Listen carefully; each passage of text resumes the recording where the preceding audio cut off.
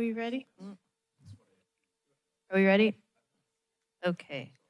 Hello, and welcome to the Capitola Planning Commission meeting.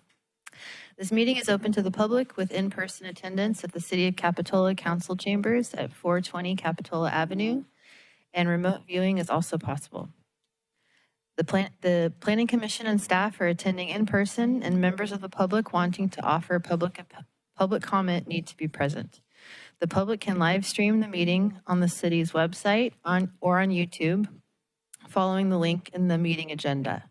As always, this meeting is cablecast live on Spectrum Communications Cable TV Channel 8 and AT&T Uverse Cable or Channel 99, and is being recorded to be rebroadcast on the following Mondays and Fridays at 1 p.m. on Spectrum Channel 71 and Spectrum Channel 25. A recording of the meeting will also be available on the city's website after the meeting. Our technician tonight is Brian, and as a reminder, please turn off your cell phones during the meeting. Thank you. Okay, roll call and Pledge of Allegiance. We have roll call. Commissioner Estee? Here. Commissioner Howard? Here. Commissioner Welch? Here. Vice Chair Q? Here. Chair Christensen? Here. And then the Pledge of Allegiance.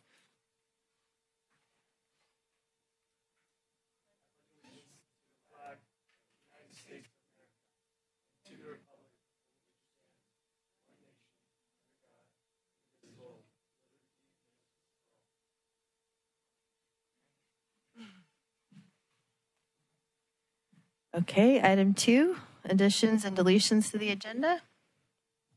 We have item A and item B, or additional materials, item 6A and 6B. Staff received one memorandum for item 6A and 4 emails for item 6B. All were distributed to staff and available in the agenda packet. Thank you.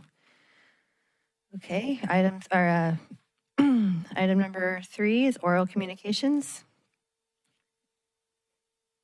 We are individuals may not speak for more than once during oral communications. All speakers must address the entire legislative body and will not be permitted to engage in dialogue.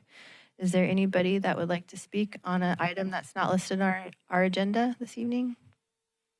Hearing none.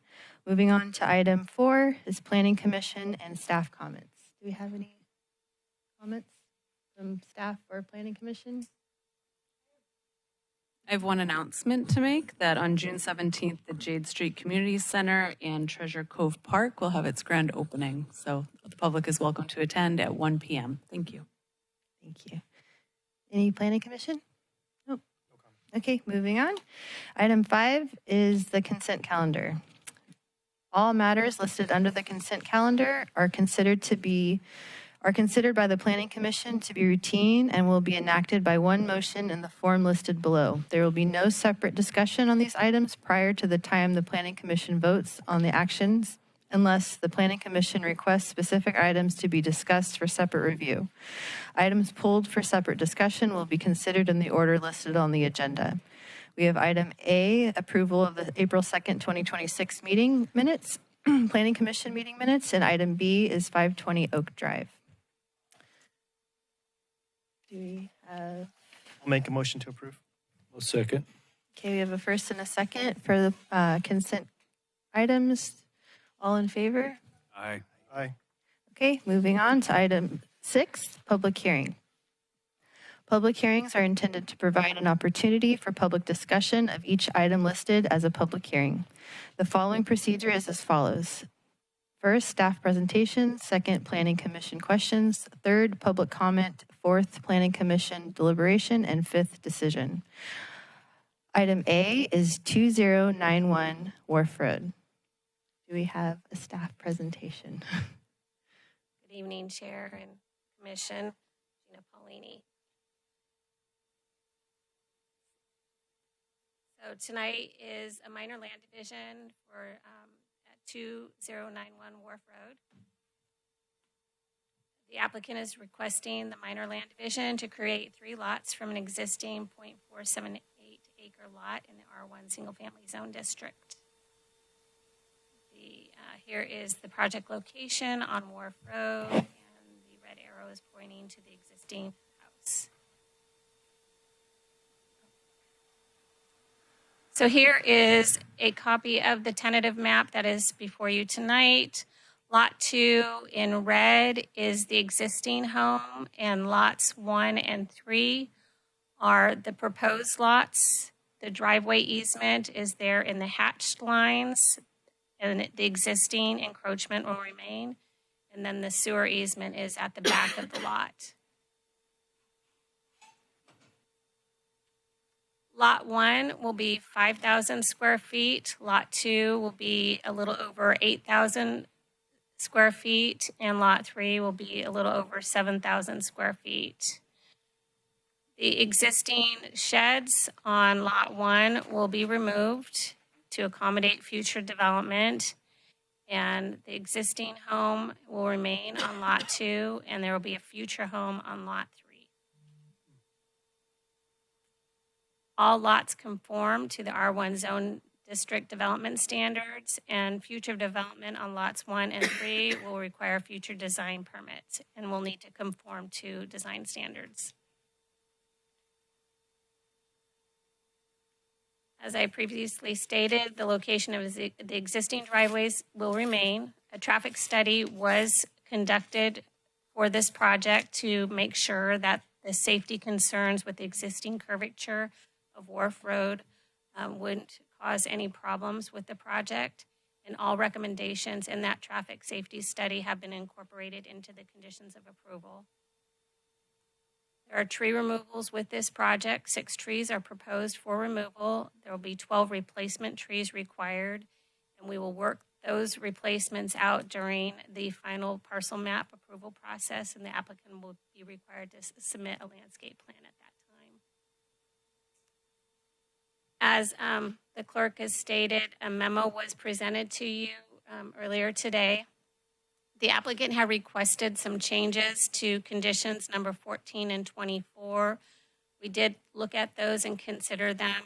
We are requesting that those conditions remain as written, and we are adding a condition in that would state that the applicant has the opportunity to apply for a subdivision improvement agreement with the project at the final map stage, and that they can bond for any improvements, and that would address the conditions in 14 and 24. So tonight we're asking for the commission to consider the minor land division and approve the project with the findings and conditions as modified in the memo that was distributed earlier. I'm happy to answer any questions.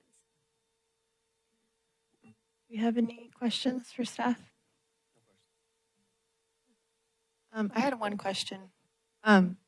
Is it, are they addressing stormwater at this stage at parcel separation, or is that when they go for a design permit? They will address stormwater. At design permit. So is it going to be considered collectively as like a total square footage or individually per parcel? They have, It's like what tier? It's okay. I'm just they curious. do have areas where this stormwater will be. Okay. addressed. So but collectively as one large one large. Yes. Okay. Overall. Yeah. Okay. Thank you. Okay. So we'll open this up for public comment. Would anybody like to speak to this agenda item?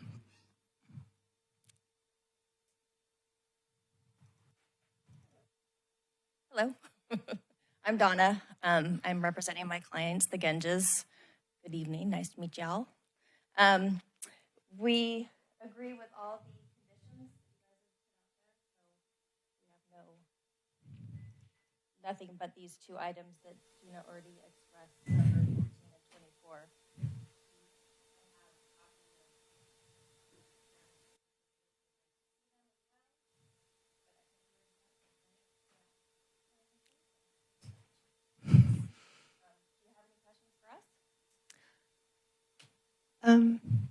No, we will. You? Oh. Okay, you can't ask now. We'll close the public hearing and then we'll bring it for deliberation and then we can, is that generally okay, just to keep decorum. Hey, did I stand up too soon? No, you're great. This is perfect. But we can save our questions for when. That's all right.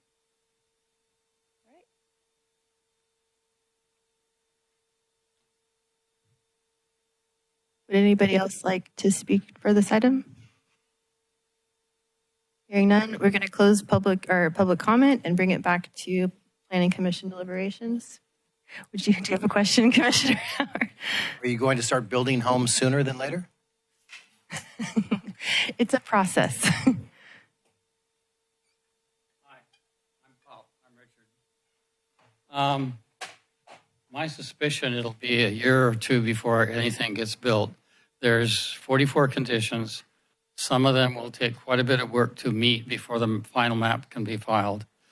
Once the final map is filed, therefore the reason for the bond for the driveway improvement, when the things are built on lots 1 and 3, it'll destroy the area that the driveway will be in. So we need to be able to put that in at the end. That's also where all the utilities are. So I suspect we have done some preliminary designs. They have not been submitted to the city. My best guess, it'll be a couple of years before you see a design review permit for those lots. May or may not be by the owner, maybe by a new owner.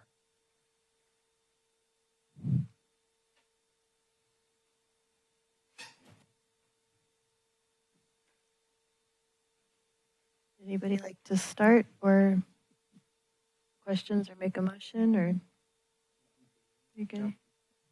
Yeah, I'm fine. Looks like they've done a lot of work on this property. Anybody want to make a motion? Motion to approve. I'll second that. Okay, we have a first. Point of clarification, is it motion to approve with the amended conditions? Yes.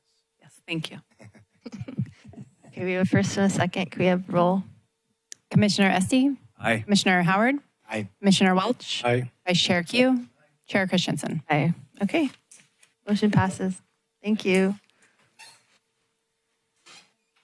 All right. That brings us to item B, citywide municipal code amendments. Yeah. Thank you, everyone, by the way.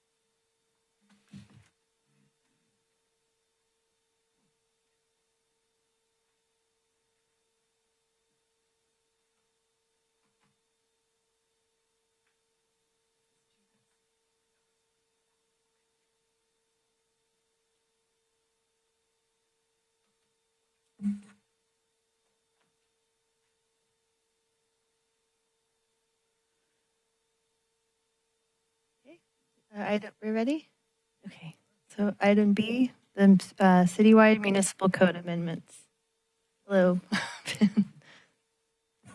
Good evening. My name is Ben Noble, city planning consultant, assisting the city with the zoning code amendments that are before you tonight. This is a work session, and we're covering 3 topics as described in the staff report. We're going to start with tattoo establishments and then ADU ordinance, and then we're going to conclude with incentivized zones. So the order is a little different than in the staff report. And what we recommend in terms of the format of the meeting is that for each of these topics, you receive the staff presentation, you ask for any clarifying questions, receive public comment, and then provide feedback on the topic.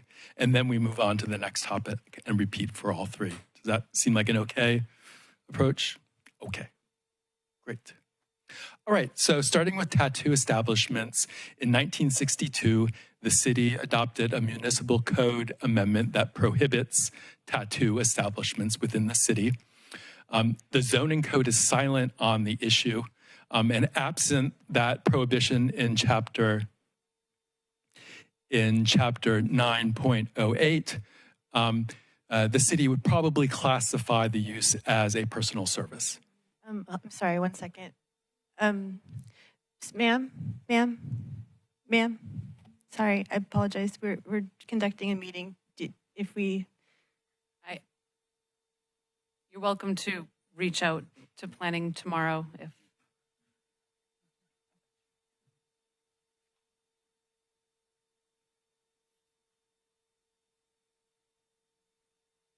Thank you. Sorry. Continue. And so if that prohibition were not in the municipal code, the city would probably classify it as a personal service use. So as described in the staff report, the prohibition creates legal concerns. Courts have established that tattoo businesses and tattoos themselves are considered protected First Amendment forms of expression. And so cities in California may adopt zoning standards that are specific to tattoo establishments but can't prohibit them outright. So given that, staff recommends repealing Chapter 9.08 with the prohibition and then amending the zoning code to allow tattoo establishments in appropriate zoning districts subject to reasonable standards. So one of our tasks will be to define tattoo establishments. And here's a definition that we're considering on the screen. So a business that provides tattooing or related body art services, and also including accessory retail sales and related services customarily associated with tattooing. And I do understand you received the public comment suggesting an alternative term. I think we're definitely open to that, and whatever term is most modern and most appropriate, we're fine with. Okay, so one of the questions is where in the city to allow for tattoo establishments or whatever term we use. So here's a map, the zoning map, and you can see there's all of the different non-residential zoning districts. You have your commercial and districts in the red, you have industrial in purple, and then there's also the mixed use districts. You have the mixed use village and the mixed use neighborhood. So we would suggest starting with all of these non-residential zoning districts and thinking about where's an appropriate location for this use. And so just as context, here's a table that shows personal services and retail and where those uses are allowed and what permits are required for those. So personal services are generally permitted by right. There's a P in all of the commercial and mixed use zones, but not in the industrial. Larger personal services might require a use permit, either a conditional use permit that goes to the Planning Commission or a minor use permit that is approved by the director. And similarly for retail. Smaller retail establishments are allowed by right, but if they're a little bit larger, then they may require a discretionary permit. And those uses are also prohibited in the industrial zone. So this is a useful starting point and frame of reference for thinking about where tattoo establishments should be allowed in the city. So another question is, what kind of standards should the city establish for tattoo establishments? One option is to establish no special standards for tattoo establishments, similarly to other types of personal services uses. But if the city does want to establish standards that are specific to this use, one possibility is to establish a minimum separation standard where the zoning code will say that there's a minimum distance between two or more tattoo establishments, so you don't have an overconcentration of this use in one location. You can also have standards that establish a minimum distance from schools and other youth-oriented uses. And so these are standards, these separation standards are standards that you find in other communities that are concerned about this use. So in addition to separation standards, some cities adopt other additional standards, which can be useful, particularly if the use is allowed by right without a conditional use permit, without the opportunity for the city to apply conditions of approval. So The city might limit the hours of operation, might explicitly require compliance with county and state health regulations as a requirement for the local permit, can require all activities to occur entirely indoors, limit noise and other nuisances, and also require storefront and exterior maintenance to ensure that the appearance of the use and the property is well maintained over time. So these are examples of types of standards that some cities establish. And so we're looking for feedback from the Planning Commission tonight on what types of standards, if you feel is appropriate to have standards specific for this use, might be appropriate and desirable to add. So that's the presentation. So to summarize, the feedback that we're looking for tonight is where should the city allow tattoo establishments and what permits should be required, whether allowing it by right or with a use permit, either a conditional use permit or a minor use permit. And then whether the city should establish standards that are specific to this use, such as minimum separation standards or operational standards, and then anything else that you wish to share about this topic. We'll then draft the zoning code amendment based on your input, and we'll come back to you with it for a public hearing later in the summer for you to consider. So with that, that will end staff's presentation on this topic. Okay, so we want to do questions and deliberation per topic, right? Okay. Right. Do we have anything to say about this one? Oh, yes. Who wants to go first? Yes, questions, then open the public hearing and then Yes, deliberation. thank you, sorry. Any questions? Questions? It seems obviously that it's much more of a cultural norm now, and there was standards in the, I guess, it's on. So the society's evolved, right? These are more common. And I'm curious what the newer ordinances around smaller cities have looked like. Are they, what you mentioned up there, they set these standards and kind of limit the number of them, or is it just all over the map for a city of our size? Yeah, I think from my experience, there's a broad range. You have some cities that just include tattoo establishments as one of many different personal service uses, and there's nothing special about it. It's regulated the same way as a hair salon, for example. And then on the other end of the spectrum, you'll have cities that will always require a use permit, will limit the zoning districts where it's permitted, and will establish standards that are very specific to that use, whether it's minimum separation standards or operational standards, in an effort to really control potential impacts resulting from that use. And the cities that do that need to be careful if they're limiting the location, that they're not effectively prohibiting the use, because that would sort of go against the legal requirements. So you have that as your opposite end of the spectrum, and then cities that fall in between those two extremes. So Katie referenced that we had a policy around the cannabis shops that was a limited number and whatnot. And as I look around the county, specifically SoCal, you see a cluster of them, right? You go from one end of the village and up through the auto dealerships, and you see, I think, 3 or 4, maybe one on frontage road. And it seems to me that may have been a manifestation that Capitola limited the actual numbers. Is that, again, a common practice and a common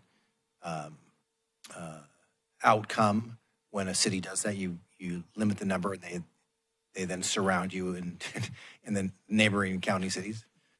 Yeah, I mean, I would say that if there is a demand for that service and a jurisdiction is limiting that demand with a regulation, that use will find alternative locations nearby in order to meet that demand.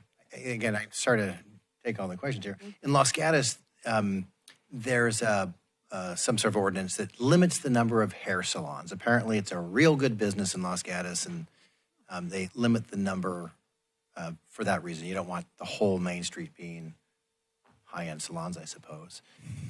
Is that something that would be comparative, or you could compare to this? We've done that with office space in our regional commercial and community commercial just to maintain enough retail.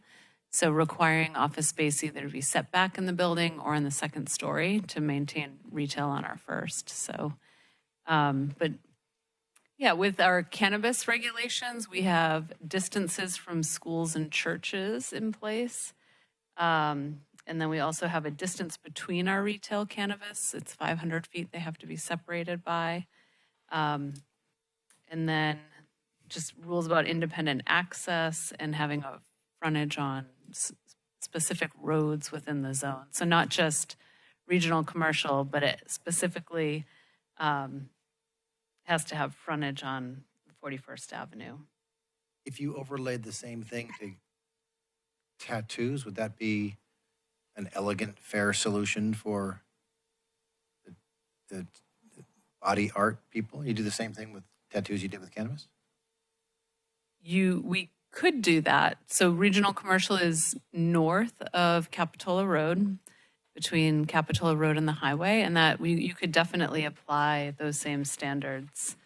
Would keep you And we also limit our cannabis to 2 locations. So we actually have a lottery in the beginning. So if we were to limit it to 2, we would have to put together a lottery system.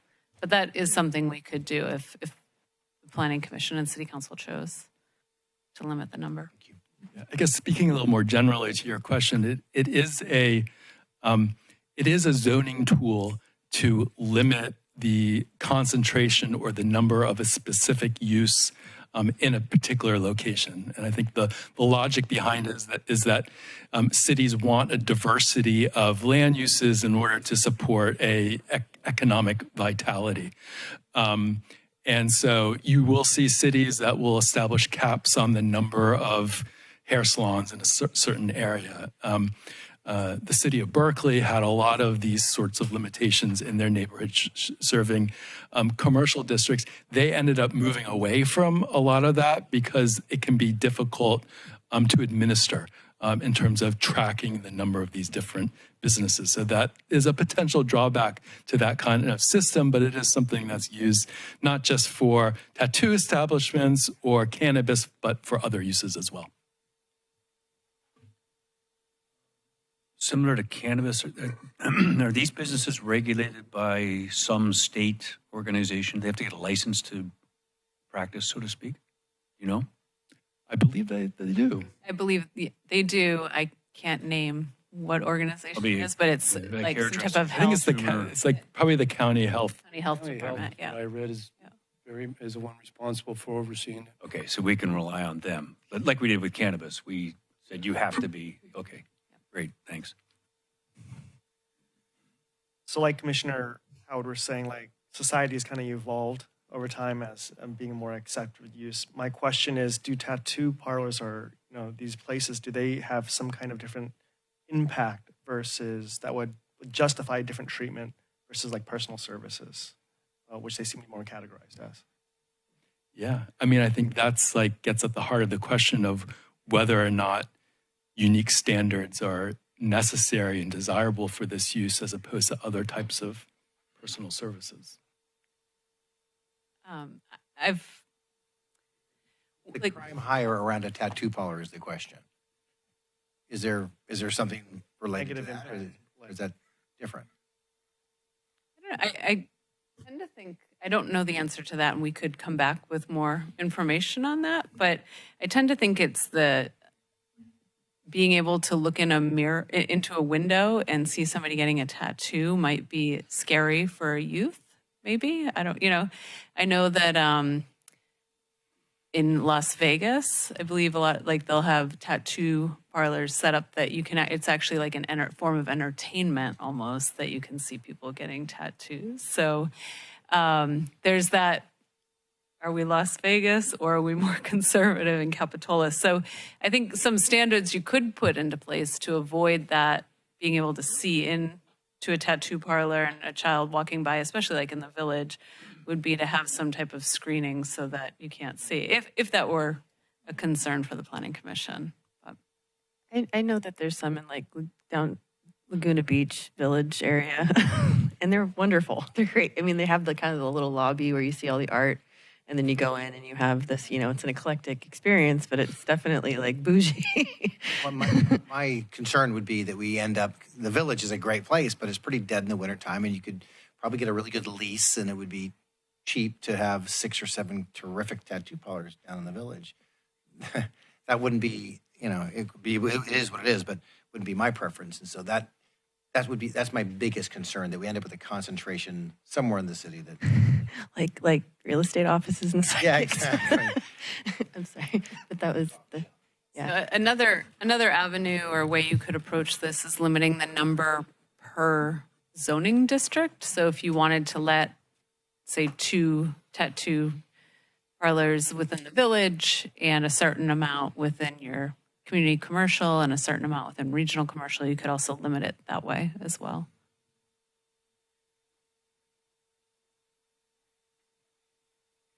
Okay, do we have any other questions? You're good? Okay. Should we open the public hearing to, if there's anybody that wants to speak to this item? None? Okay, closing the public hearing, closing the public comment, and then we're moving to deliberation. I know we're not making decisions tonight, but you would like responses to each one of these, please, before we move on. Okay, so if we want to go down the list and maybe make a comment on each one, would that be sufficient for you, Ben? Okay. So who wants to? I can start with this one. I'm treating these, what do we call them, body art studios or something now? Whatever. Yeah, I guess so. I'm thinking of them very much like the cannabis situation, where it's an 18 or older operation. We should try to keep them away from kids and schools and youth outlets. And on the cannabis one, we did that by limiting it to the CC and CR zones only. We did not allow them in the mixed use, either neighborhood or village. And maybe that solves your problem of the economics won't work out that we get like 15 of these things in Capitola. I don't know.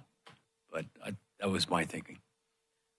I'll throw that out there and let you all comment. I was, just to throw something a little different, I along those lines, I've thought about that. I was okay with mixed-use village. I think we got 3 psychics, a couple tattoo places, but I like the idea of maybe limiting the number. For me, it was like commercial, the regional commercial, community commercial, and village mixed use, staying away from mixed neighborhood. They're pretty regulated by the county health department, from what I read. So I feel pretty comfortable that we don't have to do that. I would like to see us maybe put some other conditions as far as maybe visibility into the building, sound, noise, and maybe hours of operations not later than 8 o'clock or something that would allow people, at least in that village area, and people who live close to the community commercial areas to not have to worry about, I don't know, I don't envision so much with the cannabis stuff other than age, but I see a lot of Harleys coming in and out for some reason. But hey, just so you know, I do have ink on my finger, so I'm not opposed to tattoos, but I think the way we look at it, and I'm open to other inputs. That's just the way, when I was looking at it, I didn't see the village being too troublesome in the mixed village. It's going to be a limited space down there. Maybe some of those smaller areas could be used by that, but I'm open to the discussion. What number of establishments did you? I was thinking 2, but 2 for the city total? Oh, no, 2 per zone? Zone, yeah. Okay. You know, the thing is, I was pretty vocal on the cannabis stuff when it came through.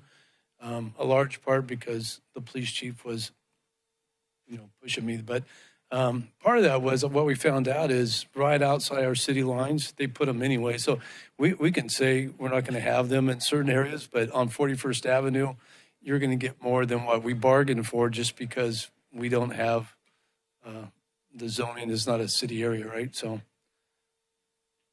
Yeah, I would say conditions of just noise, hours of operation, and 2 per zone, so we avoid that clustering effect. Would be my comments. But which zones? I mean, would you put them in mixed-use neighborhood? I mean, I'm okay with down in the village. I'm commercial. Okay. Mixed use, probably not so much for me. Yeah. Okay. I think keeping out of the mixed-use neighborhood also helps with not only the, the school and the kids and kind of just, and if you look, that corridor goes pretty far up along Capitola, and so. I'm with Councilman Etzi. I'd like it mirrored off of the cannabis version. If you did one in the village, I'd like it to be 1, not 2. I don't think you can say no, but I think we can manage it tightly. And then, nothing's forever, right? You can put this zoning in place, and then if everything's going swimmingly, you could expand it to 2. There's no reason to open up. I do think the village will be a very attractive spot for the artists, and I'd like to manage that flow a little bit, So that's my take on it. So I think we're clear on which districts. I'm hearing mixed use village, community commercial, and regional commercial. I'm hearing a maximum of 2 for regional commercial and community commercial. I'm hearing difference of opinion between 1 and 2 for the village. Is 1 in the village sound? Go with 1. 1 in the village. I had a couple. Is there a way to apply if in certain districts, like the village, for example, or if it was determined that we wanted to put it in a mixed-use neighborhood, which I'm just up and down Capitola Avenue here, or there's some vacant spaces that I could see being a tattoo parlor or body art parlor, piercings, but when it comes to the dynamic of people shopping and walking and everything, I was wondering if there's a way to apply required business hours so they're not just closed by appointment only. Do you know what I'm saying? Does that make sense? Like like the psychics down here, or even the real estate agents, their doors are closed primarily, during the week, and it just seems that it kind of shuts down business. And that's just my impression. It's kind of something I wanted to see if anybody else had an opinion on, because I don't know, if you have a tattoo parlor open or a body art parlor open and they're just open, maybe it's a larger issue. Is Capitola Avenue part of the village district, or is that? In the mixed-use neighborhood. Yeah. So that's the village, this mixed-use neighborhood. I hate to walk out of my apartment and run to a tattoo parlor. No, I think what I'm commenting on is the fact that the village and retail establishments, it's just sometimes you walk through it and everybody's closed, and it's just kind of like, if I have any influence, I'd love to just be like, if somebody's going to open a retail establishment, if they could just have some business hours so people could feel like there's an interaction in the village and go shopping. I'll say you are allowed to do that. We've done it with our outdoor dining, and it has not been successful. Right. Also, the outdoor dining is supposed to be utilized, I want to say 5 days a week, and a minimum of 4 hours a day.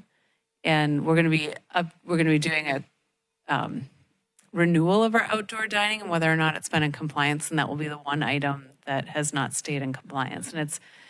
And there's exceptions for weather, but I can't tell you of any other businesses in which we have required hours of operation. Right. So Yeah, in my entire career, I've never encountered that. Okay, just curious. So that was what I wanted. I mean, since it's a work session, I thought I'd bring it up for discussion. It's an excellent idea. Reference, Courtney, the mall had, my family had a business there for 30 years. The mall had required hours. Oh, yeah. And it had to be. Was that a privately private arrangement? Capitol It Mall, wasn't right. a city requirement. No. Okay, that's all. It seemed lonely the other day. I think that's an issue that a lot of communities struggle with. They want their businesses to be open so that they generate activity. Yeah. Chair Christensen, where there's this is a work session. I did notice that one person who has submitted public comment arrived right after we closed the public comment. If you'd like to Reopen? It's up to you whether or not you want. Yeah, I would love to reopen. Would anybody like to speak to this agenda item? Good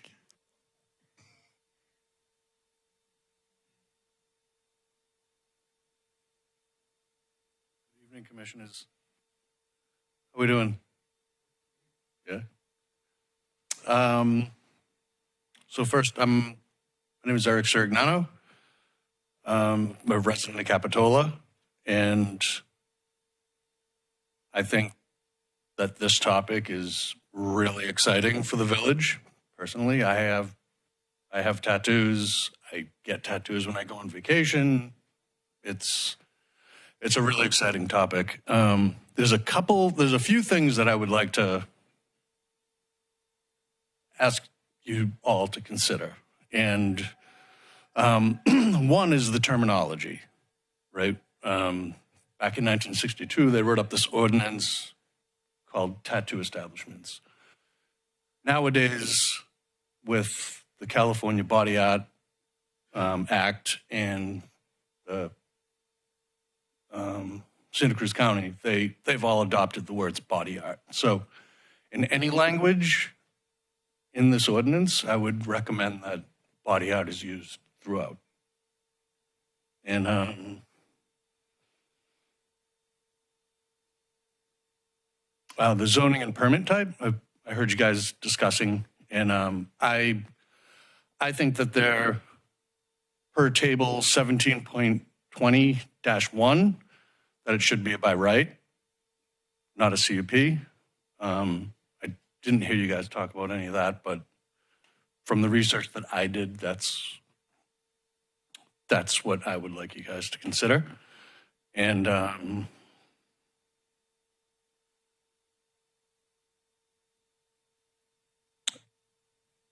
city staff had brought up spacing, potentially. And I would consider probably at the max one per each zone, but I was more thinking like one in MUV and one in either CC or CR. And I totally agree with staff's proposed standards. I think they're reasonable and appropriate, and they make sense. And when I brought this topic to the city staff, I then went and I talked to all the council. I talked to multiple business owners down here. I talked to a bunch of people, and it's all been like very positive. A lot of excitement around it, like I said. And yeah, just like for you to consider my comment. Thank you. Thank you. Wow, perfect timing. I know, that was. Would anybody else like to speak? While we have the public hearing open? Nope, okay, hearing none. Closing the public hearing. Would anybody like to add anything more to this? No? Well, that does bring up a good point. In personal services, we're in our current code, that is a by right situation. It's not a conditional use permit. So if we consider this a personal service, then he's right. Maybe we should consider using it by right and not conditional. Which tattoo parlor, what is it? Body art parlor? Okay, studio parlor. What do we say? Studio. Okay, body art studio. I mean, it's if they have the county regulating their safety, then what do we care, right? You care to the extent that you want the diversity of your village, mainly. So I fall into this iterative process. Like, we don't have any. We've barred them since '62, and they were not popular back then. And maybe you start off with this phase. You say, okay, let's try it. Let's do 2 per market, 1 per downtown, and let it go for a year or 2 and see what that looks like. And then you come back and if by right is what we decide or are forced to, then you deal with it then. That would be my sort of pragmatic approach to it. And again, it's it's everywhere. It's common. But I like our outcome from the cannabis piece. I think Capitola would have had a lot more had we not done that. So, what it's worth. Okay. So we're not making a motion, you're just asking for information, and you feel like you Yeah. have the information you need? Is there a consensus on the permit requirement by right or use permit? I'm leaning to by I'm right. fine by right. Yeah. Yeah, I'm fine with by right. Is that okay? Yeah, with cannabis, we have a lottery system. So what we'll have to do is it can be by right, it doesn't go to planning commission, but we're going to have to figure out if it's first come, first serve, like the first person with the permit gets it, or it seems more fair to leave it open for so many days and then maybe we have a selection committee who gets to pick, or maybe it's a lottery, just like we had in the village with our outdoor dining. So we'll come back with what we think would work unless you want to discuss that as well. I'm good with I mean, I don't know if there's, I'm more inclined to have the separation idea. The lottery just seems so stringent, like prohibitive of business, but I don't know. No? Anyway, that was just, No, but I think we should copy paragraph D from the cannabis one in the code. It's pretty good. Yep. In that case, we required a license. In this case, I guess we require, is it a county approval? Well, what is the county issue? Do you know? They'll need some type of county health approval, yep, before they can operate, similar to when you open a restaurant. So in that one, on cannabis, we did say conditional use permit, and we specified distance from schools and churches, distance between establishments, and independent access, which I think is a good thing to have. We did not specify the frontage of the store. I don't know if we want to do that. Goes right into the standards that we want to talk about, right? You want to have, We go to the standards slide. Yeah, I think we should talk about the standards, which are listed out, limits the hours of operation. And I think we just go one by one. I think that's a good idea. I'd like them to stop at 9 o'clock or 8 o'clock, or whatever the number everybody agrees on. So good idea, hours of operation. Compliance with county and state, of course. Require all activities to occur entirely indoors, no outdoor tattoos. Okay. Body art, Right on sorry. this one. Limiting noise, amplified sound, odors, glare, and other nuisance. That's actually already regulated. Requires storefront and exterior maintenance.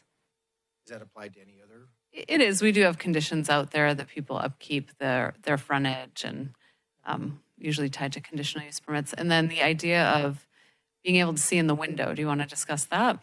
And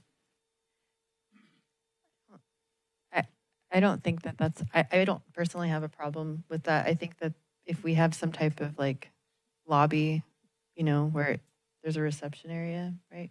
I have a little different take. I envision my little kids walking through the village to junior guards or on the way home, and they're watching the Tattoo. Yeah. I mean, again, I'm sure a good operator is going to have discretion. And Would it be different if there was a buffer, like a lobby with an obstructive view into the production area? more inclined for a limited, less visible from passersby, just for the kids, and for in my mind, all the right reasons. Yeah, I understand. Yeah, I would agree with that. Some sort of opaque, I forget the term we're using, but the windows that you can't see through. If we force them to do a lobby, then they got to get more space and it's more expensive. True. That's a very good point. Thank you. Yes, I'm good with all those. The one question I heard was we were discussing a separate entrance, independent entrance. Is that what I heard? Yeah, it says independent access shall have independent exterior entrances not shared with any other business or residence for some reason. Yeah, and I that don't was know. for the cannabis. Yeah, the cannabis one. Yeah, I don't think that really applies to this. I don't think so either. I'm not sure why. So if somebody wanted to operate within the mercantile, they could. Yeah. Yes, Okay, exactly. so we'll scratch independent. But I think the distance from schools and churches and distance between them is a good one to have. Okay.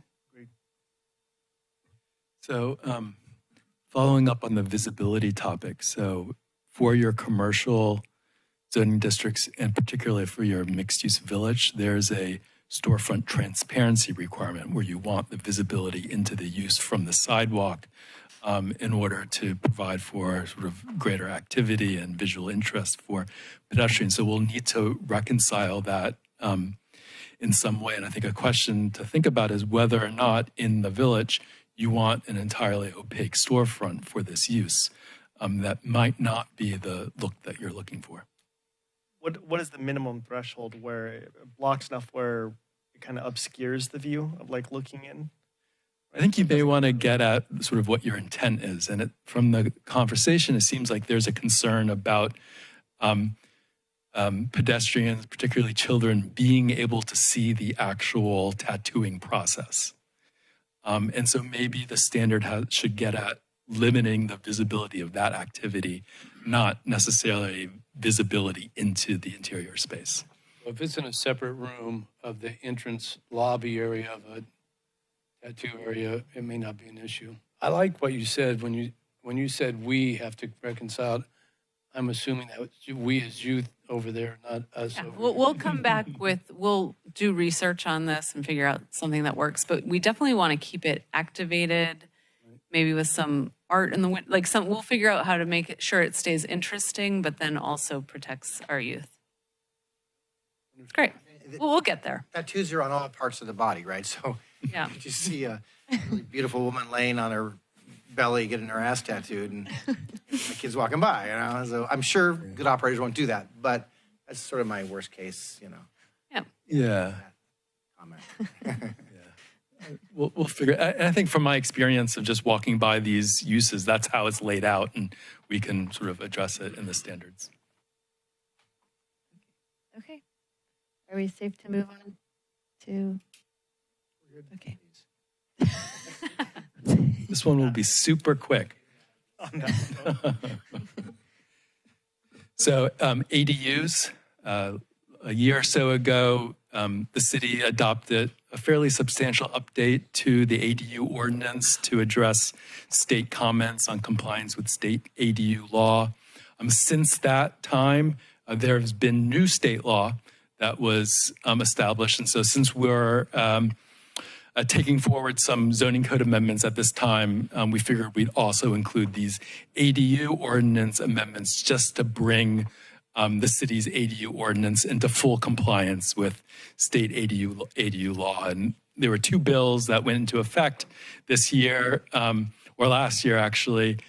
They concern the process and the time frame for reviewing and acting on permits, and then also clarifying rules for junior ADUs and particularly owner occupancy requirements for junior ADUs. So we're recommending making some amendments to Chapter 1774 to bring it into full compliance with state law. There's a preliminary draft in the packet with red lines that clarify the city process for reviewing and acting on applications. So the city will now has just 15 days to respond to an application and determine whether or not it complies or not. And then also there's been changes to state ADU, junior ADU law about when the city can require owner occupancy for a JADU, and it's only if there's shared sanitation facilities can the city require owner occupancy. And then lastly, sort of clarifying the intent of the state with these ADUs that are subject to limited standards and the ability to combine these ADUs on a property. So under state law, and now the legislature is really clear on this, a single family property can have a detached ADU, can have a internal ADU, and can have a junior ADU, and they can all be combined together with the primary dwelling to accommodate, yes, 4 dwelling units on a single family lot. And there was some sort of debate about whether or not that really was the law. And last year, the legislature cleaned that up. And so we're going to make a revision to the ADU ordinance to be consistent with that new law. So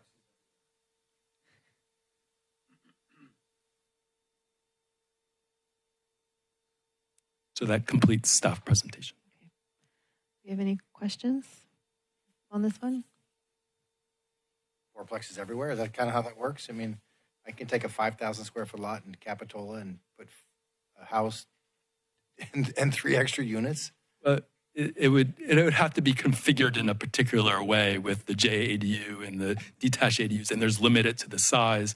But you could have 4 separate dwelling units on one single family lot. We really have no say. The state law is a state law, and we have to put standards to it, I guess. Yeah, and HCD has been very consistent with requiring. This is the one thing that they really are consistent with in their review of local ordinances.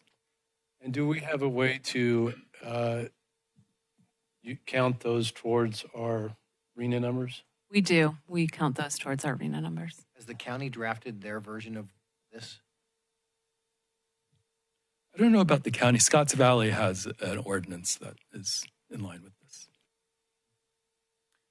Maybe a nit, but we're forced, I guess is the word, to permit unpermitted units. So somebody that built something illegally, we basically have to approve it, is the way I read what this says. Yeah, if it was before 2020, I think is the year, and then if there's any sort of life safety deficiencies, the city has to give the property owner the ability to remedy those.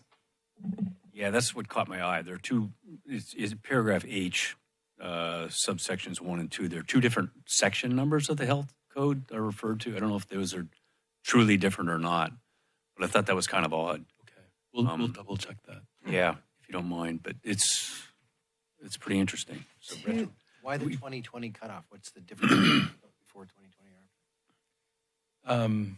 I think that's when this rule about unpermitted ADUs first came about. Maybe you know more. At the very least, that's the year when the major change in ADU laws from the state took effect. They passed them in 2019, I believe, and they took effect in 2020, or some of them did. So when we go hunt down all these illegal ones, do we get credit for them too?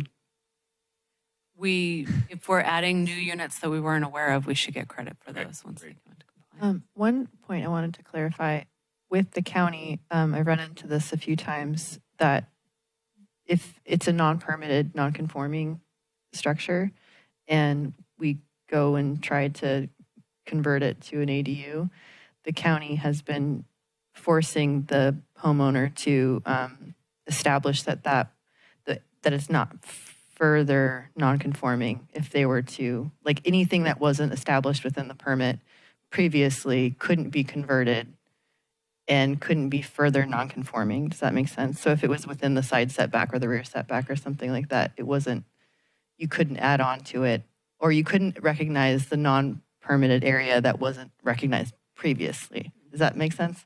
I don't think that follows state law, though.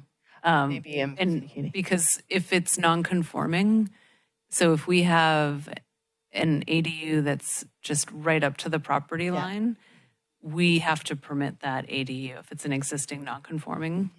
If a person came in and they had that scenario and then they wanted to do an addition to it and stay at that distance out in the non-conforming, that wouldn't be allowed if they were adding on in that area. But if it's there, it has a right to remain there. Right, as long as you're not increasing or exacerbating the nonconformity. But it does sort of raise some interesting questions, like what if, in order to correct for health and safety deficiencies, that you do need to sort of make an improvement that increases or exacerbates the nonconformity? What would the city have to do in that situation? I don't know the answer to that question. And I think in that scenario, we likely would take it to Planning Commission for a variance and explain why. Yeah. There's another bit of a conundrum in here. In the definition of an ADU, it says it has to provide complete independent living facilities for one or more persons. But later on, when you talk about a junior ADU, I don't have to have a toilet in it. So Yeah. I don't know if that's the state's language of It's this. the state's language, and we've been advised to just We just ignore it. cut and paste it. Yeah. Okay, thanks. Simple term. And do you have any ideas how many ADUs we currently have or may have, Legal and illegal. will have? Yeah. Well, even when the state came out with this, seems like we got a lot of ADUs starting. I'm just curious in numbers, Oh, how many we have? right? We've been tracking at about like somewhere between like 8 and 15 ADUs a year. So we do have those numbers. I think the highest number we've had in 1 year is 15. But But total numbers that we could count towards RENA, do we have an idea of 20, 30, 50, 100? I can put that in the Friday update. Right? Okay, that'd be great. On the same note, Katie, Yeah. do we have any idea how many illegal? We do. Yes, we actually have a list of illegal or unpermitted ADUs, but with the knowledge that they can be permitted. But yeah, we've tracked them over the years and we have a list. So. Can you get credit for the housing element, even if they're illegal? And just if you have a count, you say, we know there's 100 of them, we want credit for that? You know, And not, I don't. not impact the homeowner? So what you can do is incentivize owners to come in and make them legal. I know the county has a program like that of just trying to make it easier for homeowners to come in and take unpermitted ADUs and make them permitted. That's something we could look at and then we could get credit. But I don't think we could just go to the state and say, we're aware that we have 800 illegal units. We made our We numbers. just made our arena, yeah. I want to stop and make sure that we address public comment. So I want to open the hearing for public comment. Thank you for your patience, too. Hi, everyone. Janine Roth. I'm a volunteer lead with Santa Cruz YIMBY. I have family in Capitola as well. Just want to commend the staff on this ADU update. I think it's great to be in compliance with the state law. And as you guys actually did discretionary approve an ADU earlier tonight. And the idea that so many more could go through ministerial is very exciting. I understand, the number could be upwards over 50 over the next number of years, and that's a very promising thing.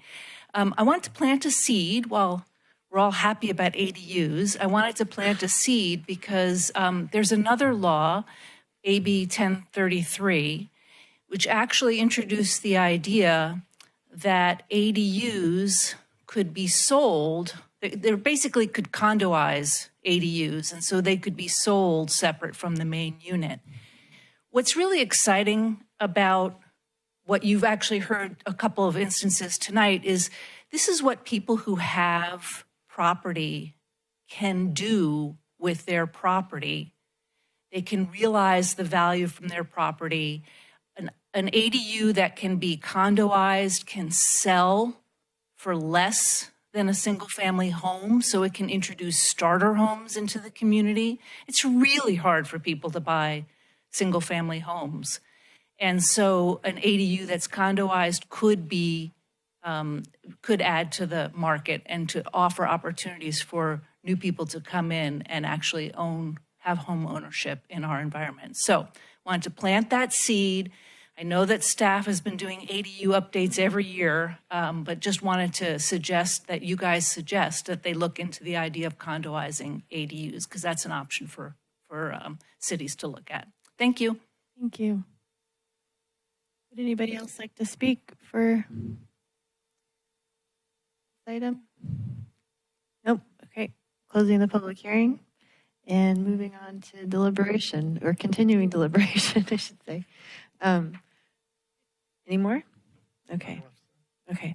One question I had, just one. In terms, does Capitola have do you know of a number of properties with septic in Capitola, or is that kind of not a thing that in your mind? I'm trying to think of any area that has that is off city sewer? I believe the number is incredibly low. I've Yeah. only encountered a couple ever Okay. in passing, and one of the ones that comes to mind was removed from septic and joined the system. Okay. Yeah, the only ones I'm aware of is where they're already connected to the main line, but there might be an old septic that has to be removed as a condition. So not something. So I that's don't standard. think we have any on septic, but not that I know of. Okay, thank you. That's all. It was just, there was different county requirements for sewer that made it really prohibitive to develop further on larger plots of land. It's really expensive to upgrade septic. Anyhow, okay, moving on. Yeah. But, okay, is that sufficient feedback for you? Great, okay, moving on.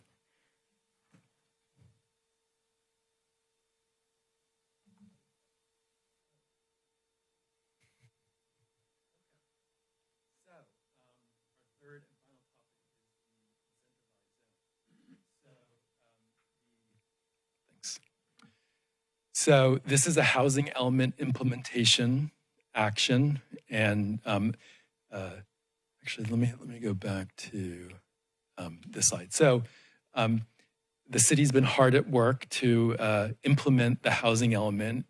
In 2024, you adopted a set of zoning code amendments that addressed a variety of different topics as called for by the housing element.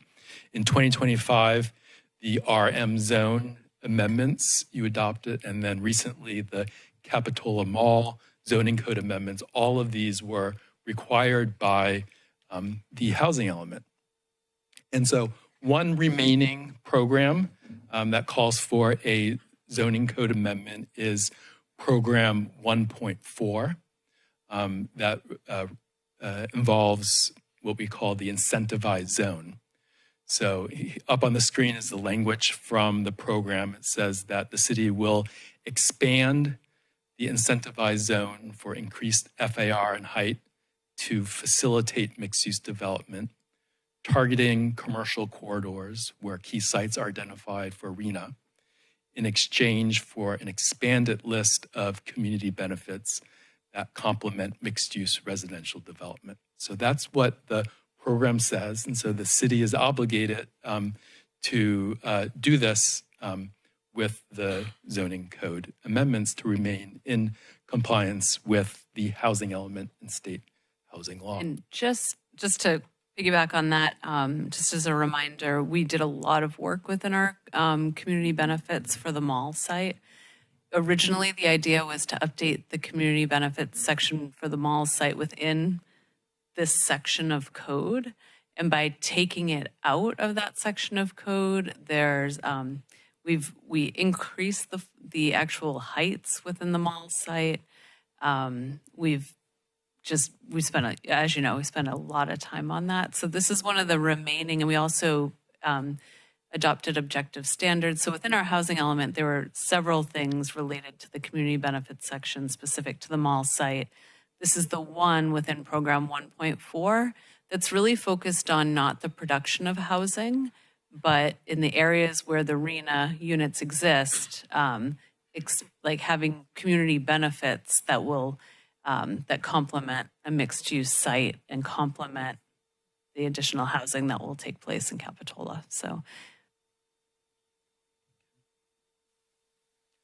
All right. So this concept of the incentivized zone is something that actually is established in the general plan.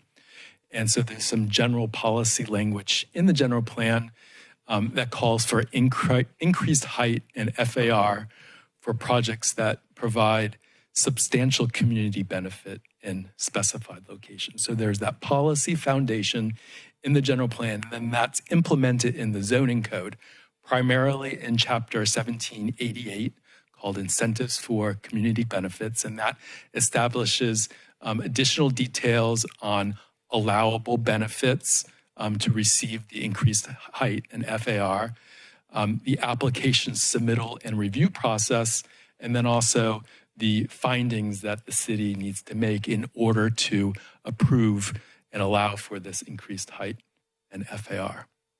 So I'm going to spend a little bit of time going over the existing rules because we think that's important to be clear on before we talk about how to modify those rules as called for by the housing element. So the zoning code identifies eligible locations for this increased height and FAR. And so it's 41st Avenue in both the CC and the CR zone, Capitola Road between Clare Street and 42nd Avenue, and then also in the Village, the Capitola Theater site.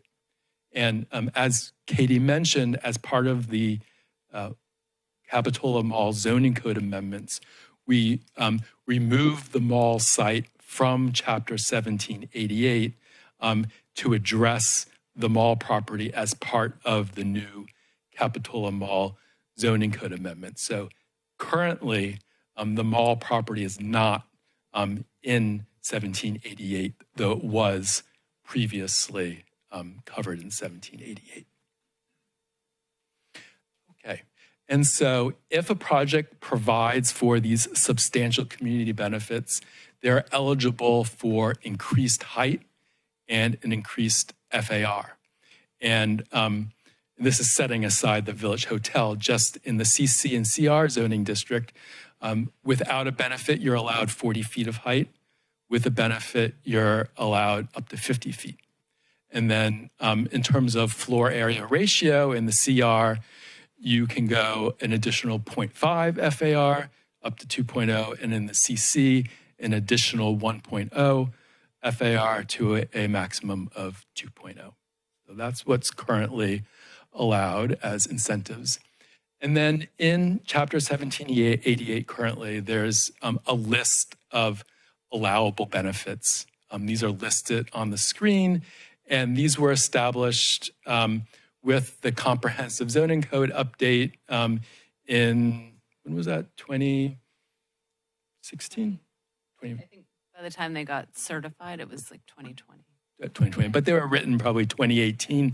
And at the time, these were seen as the community benefits desired, valued, that if a project includes above and beyond minimum requirements, would make it eligible for a little bit more height and a little bit more FAR. And these are extremely vague in our code right now. So when a developer comes in and they read pedestrian bicycle facilities, newer improved pedestrian and bicycle pathways that enhance the property and connectivity to surrounding neighborhood, that can be a lot of things. So what we're trying to do in this update is really define the community benefits so that we, as a developer that comes in, they know what's expected with this benefit from the city. So really making it more objective. And currently there's also a application submittal and review process that's different from a standard application. One of the things that's required is that the applicant prepare a pro forma analysis that demonstrates that the benefit of the proposed amenities to the community is commensurate with the economic value of the requested incentive. So that's a very subjective concept, and the idea of this pro forma analysis is for the city to be able to look at that and determine, yeah, the value that the community is getting from these amenities is commensurate with the costs that it provides, that the cost that is imposed on the project by including that benefit. So an applicant would have to do that. An applicant would need to go to conceptual review with both the Planning Commission and the City Council before submitting a formal application. And then you have the Planning Commission hearing with the recommendation. And ultimately, for all projects that utilize this, the City Council would have to approve. So it's a substantially longer, more complicated process than a normal application. And there's also some special findings that have to be made with the existing process. The project would have to provide a substantial benefit to the community.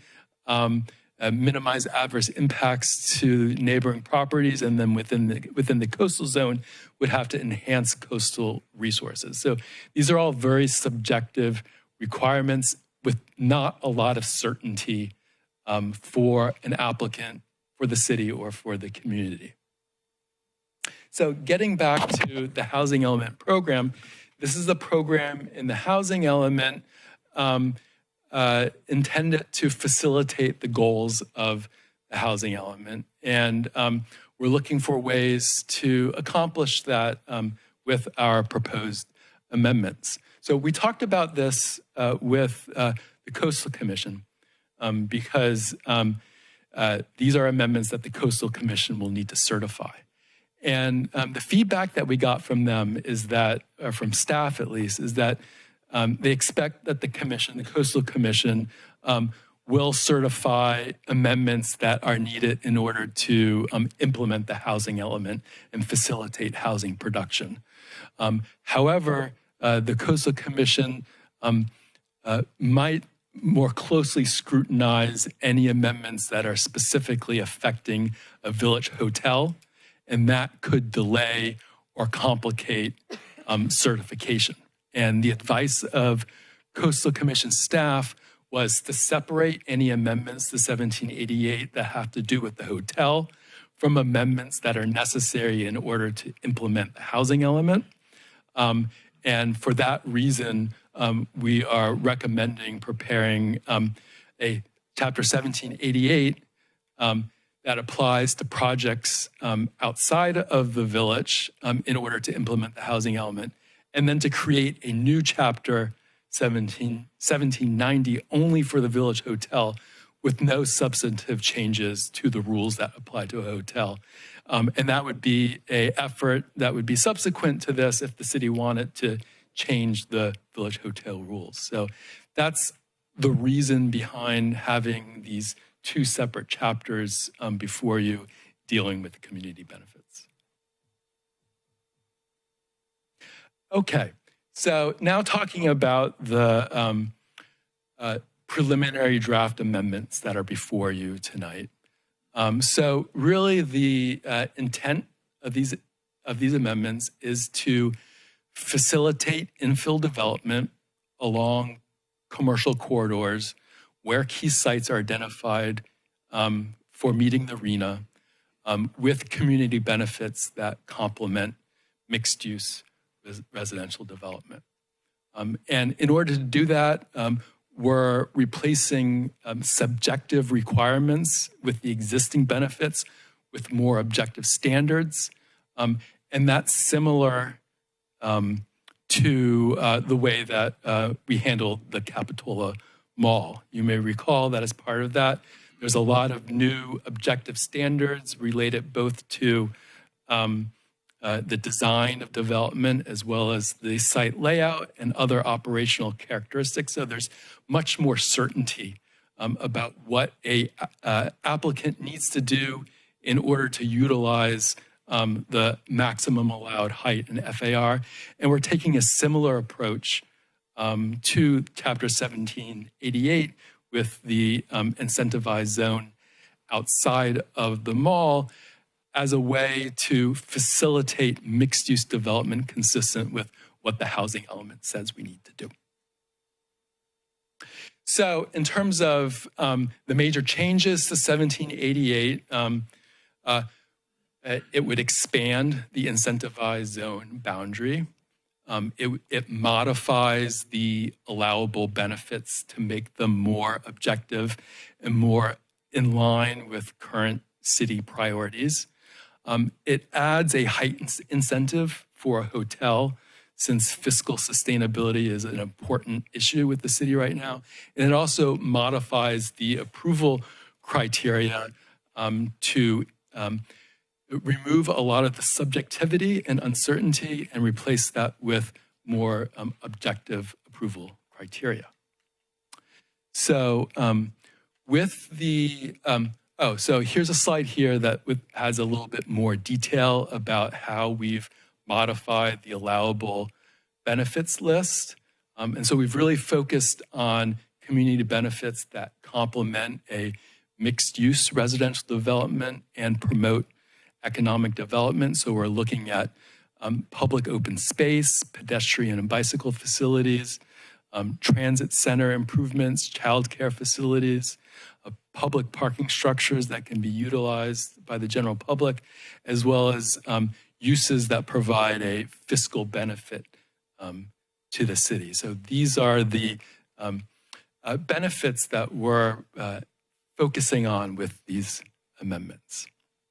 Okay, so with this preliminary draft set of amendments, there's a number of topics that we're looking for Planning Commission input on that we can then receive and then use to make further revisions to the amendments before we bring them back to you for a public hearing. And so what I suggest is I'll walk through all of these different topics related to the incentivized zone.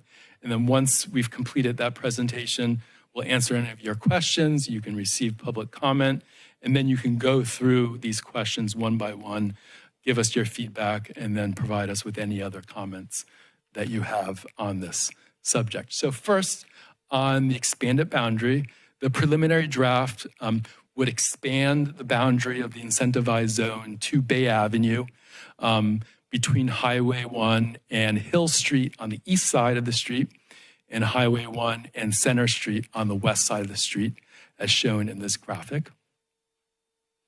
And so the reasons why this area was included in the preliminary draft is that it contains a concentration of housing element RHNA sites.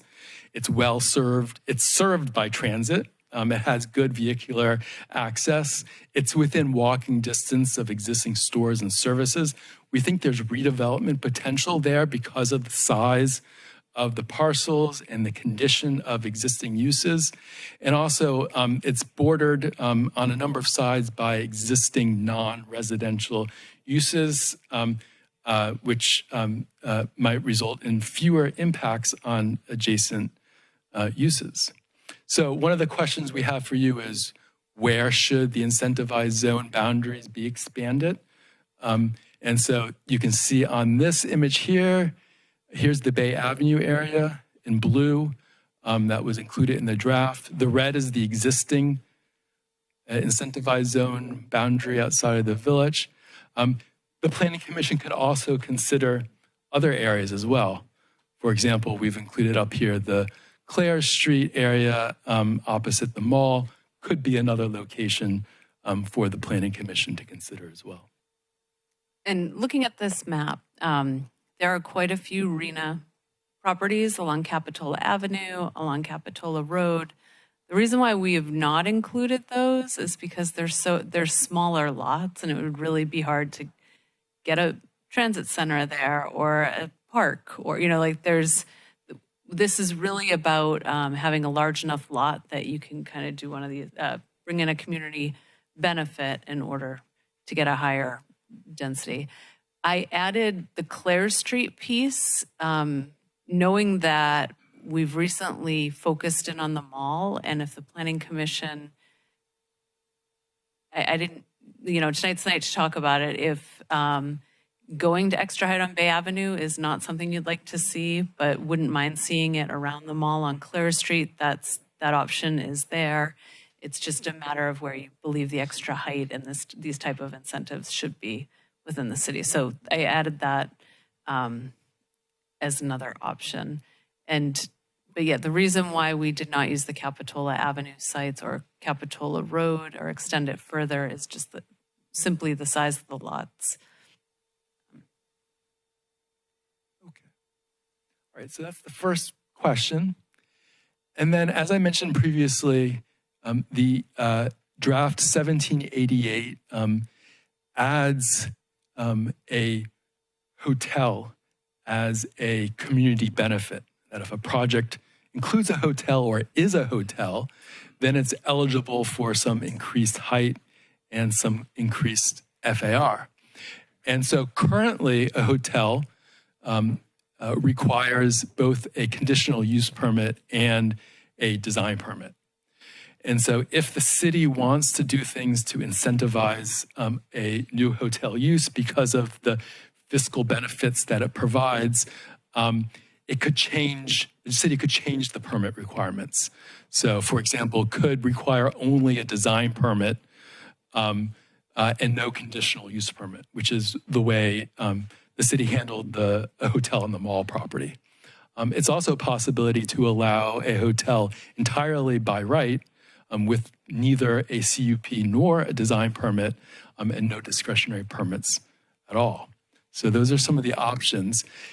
If the city changes the required permits for a hotel, it kind of suggests that some new objective standards might be needed to replace the discretionary process. So for example, if you eliminated a CUP for a hotel, you would no longer be making the CUP findings or using the CUP criteria to evaluate the application.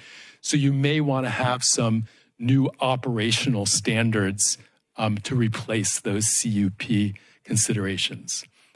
Similarly, if you were to eliminate the design permit and you're not evaluating the design of a hotel relative to your design permit criteria and findings, you would probably want to have new design standards to replace those design permit criteria and findings. And those were included when we updated the mall site. So having that like street presence, allowing parking along 3 sides, talking about materials, appropriate materials on hotels. So that's something we could do.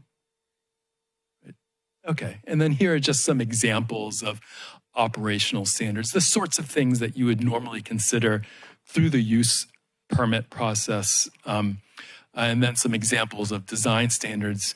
When you were doing the Capitola Mall amendments, you had the objective standards for mall development with rules for building placement and orientation. You had some specific things for a hotel, which required a street presence, at least on one street with no parking between the sidewalk and on the street. So we would have that as a starting point to use if we decided that we wanted to add some objective design standards for hotel development.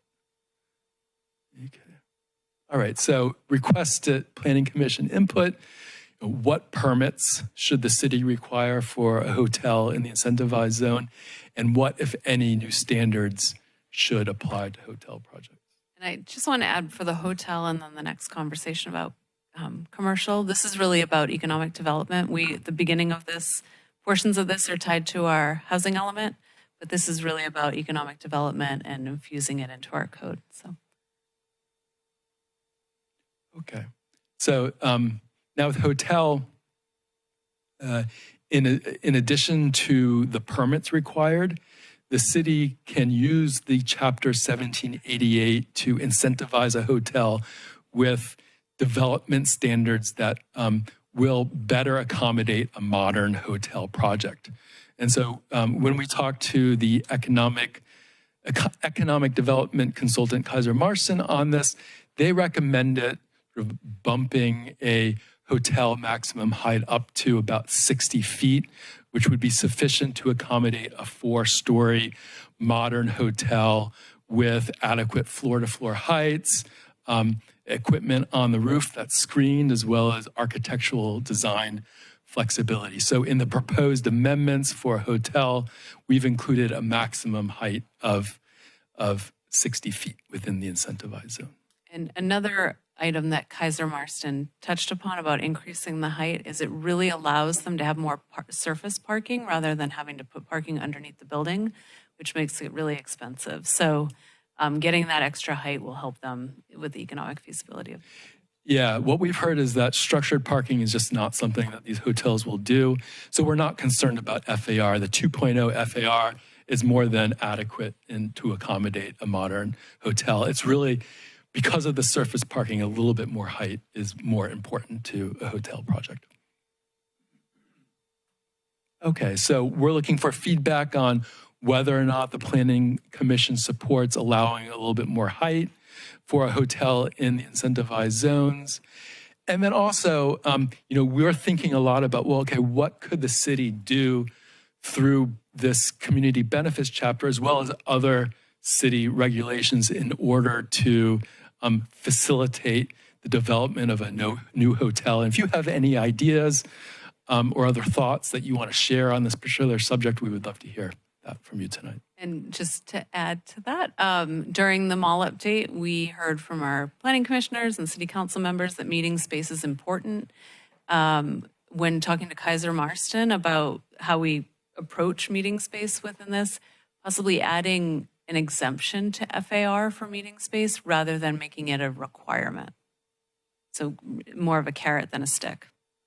And then also decreasing parking standards. They said there's hotels now that, due to like Ubers and different ways of getting around with transportation, you could go less than one space per hotel room if we chose. Okay. So the revised Chapter 1788 includes a fiscal benefit that's either a hotel or new commercial space. And so the amendments should be clear about what's required from a hotel or commercial space in order to qualify.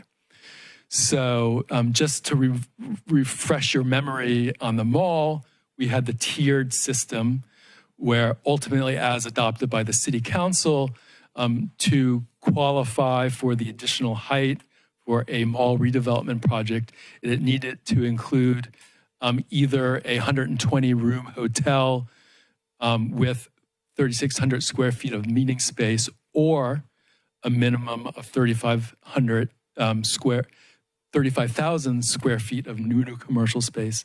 And keep in mind, this was specific for the mall property and looking at that particular property. And then there's the tier 3 option that the project would qualify for the additional height and FAR and other benefits if it included at least 200,000 square feet of new commercial space. So just to refresh your memory on that.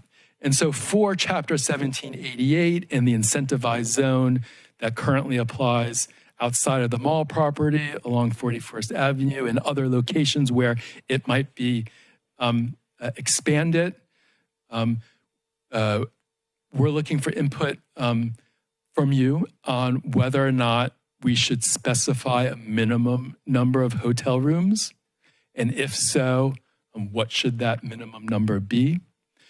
And then similarly, what minimum amount of new commercial space should be required to qualify for the incentive? So the benefit would be the project includes a certain square footage of new commercial space, and we're looking for feedback on, well, what amount of new commercial space should be identified in order to be eligible for the increased height in FAR.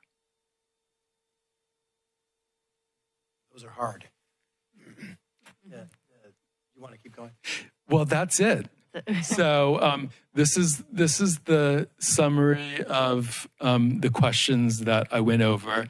And then I think the last question is whether or not you have any additional input on these draft amendments. The staff report and the presentation described the origins of this as being the housing element program. If you have any additional comments for us on these proposed amendments, we'd love to hear that so that we can come back to you with amendments that address all of your thoughts, issues, and concerns. I like your enthusiasm. And then I think I added one more slide at the very end here, or here we go. So I also wanted to bring up what is left in our housing element in terms of remaining items. So we're close. This is the remaining items for 2026. There's a lot of commitments of ongoing meetings with developers and that are annual that I keep track of and am working on. But in terms of big ticket items with a checkbox next to it, Program 1.7, we will, beginning in 2026, annually monitor the impacts of financial feasibility of the incentivized for community benefits. So with this update, we'll start monitoring whether or not it's working. And then program 1.8, outreach and education campaign in 2026 to inform educational and religious institutions. So I'll be trying to do something in terms of a presentation for the public on the great new programs and opportunities that exist for schools and religious institutions. And then lastly, a feasibility study to ensure that our fees, our inclusionary housing fees, are still relevant. And so I'll be putting out an RFP soon to do that. And that's quite an undertaking that most cities are doing right now in our region. So that's it. So if we could go to the questions. I think the first question is around the locations of the incentivized zone boundary and where it should be expanded. And maybe next we'll go to that map. And then clarifying questions and then public comment. Oh, that's true. Yeah. So, Okay, sorry. So we should probably go to clarifying questions, Yeah. public comment, and then come back to this. anybody want to start with I questions? just have a couple of clarifying questions. One is, when was 1788 developed with the incentives benefits? It was following the 2013 adoption of our housing element. So it was a new chapter that was introduced, not our housing, sorry, our general plan update. So So they've been there for a while. they have been there for a while. I had one more question, but I got sidetracked. Go ahead. Somebody else, go ahead. Well, along those lines, on 1788-060 relationship to state density bonus law, we're changing that to saying we can't double count. And it used to say we could double count. The developer could double count, meaning they could get state benefits and they could get these exclusions. Is there a rationale for that? Is there something changed in the 13-ish years since this first went in? Or maybe the state laws, obviously the state stuff's changed a lot, right? So these, do you have an answer for that one? Or the way that this section is applied, it's typically not in conjunction with a density bonus application. These community benefits are really, they would most likely apply the inclusionary housing ordinance. If someone were to go for a density bonus application, they can get a lot more in terms of height and flexibility with the zoning code through the density bonus application alone. And this doesn't really give you the same tools to go further. So this is kind of cleaning that up of these are two separate tools that are in the toolbox. And depending on if a developer is doing 100% affordable housing program, they're definitely going to go for the state density bonus law. It's much more giving. Whereas if they like to get another 10 feet in height and provide a park, this is their ordinance, but they want to keep the majority of their housing at just provide the inclusionary housing rather than 100% affordable or higher numbers. So 65-915 is basically all about affordable housing and basically 100% affordable housing. Or like 50% and more. Or whatever. It's a large, it's large more, number. Yep. Yeah. Much Okay. more than the All right. inclusion. So that makes sense. I got it. 15%. Thanks. I have a question, clarifying question. Would the community benefit objective standard allow for a developer to offer land to a new police department, a new fire department, or a new city hall? Meaning, we need these 3 locations moved. If somebody came and said, we want the extra height in FAR, could they offer us a plot of land? That's a great suggestion, and we should add it. We should add it to the ordinance. That's a great suggestion. Yeah. Deja vu. And then could, in the same vein, would it be prudent on our part to zone this parcel we're sitting at in the same manner we would zone the other parking lot / hotel in the village? Meaning if somebody were to come in and say, we'd like to move City Hall up to the top parking lot and we'd like this zoned as a hotel, could we front run that a little bit and give them extra FAR and height? Sorry, I'm not laughing at you. That's an old, it's been around for a few years. Oh, Good wow. question. Yep. Yeah, that was something that was under consideration in 2013 by the city. And we, if you'd like us to look at that right now, this is, Good question. it's a very good question. But we can consider, we can look into that and come back with more information. to That's, answer that. again, just an idea. The notion of, we're going to go down the list of questions, but where we would zone. I would also throw out where the new zoning impacts individual homes. Like on 41st, you have the auto dealership row sort of cut off and then right down the southern side. And it looked like on the map there was homes right behind that. So you could see a 4-story, lovely, Best Western showing up and looking down onto these poor homeowners. That would be something I'd pause on. And the same thing really applies beyond Dairy Queen and through the Bay Capitola Avenue intersection to the village. Any of those pink squares that you highlighted make me, as a resident down that street and a property owner, nervous that we could end up with a rezoned parcel that could be a fire department or a hotel. So I think those little choppy, smaller parcels, particularly on Cap Ave, through Pine maybe, or through where Gales is, should stay what their zone now, residential or commercial residential, or some flavor thereof. So just food for thought in terms of where we should expand or contract. More questions? I had just a clarifying question. In terms of where, kind of relating to what Commissioner Howard was saying, is that in terms of what you're asking for,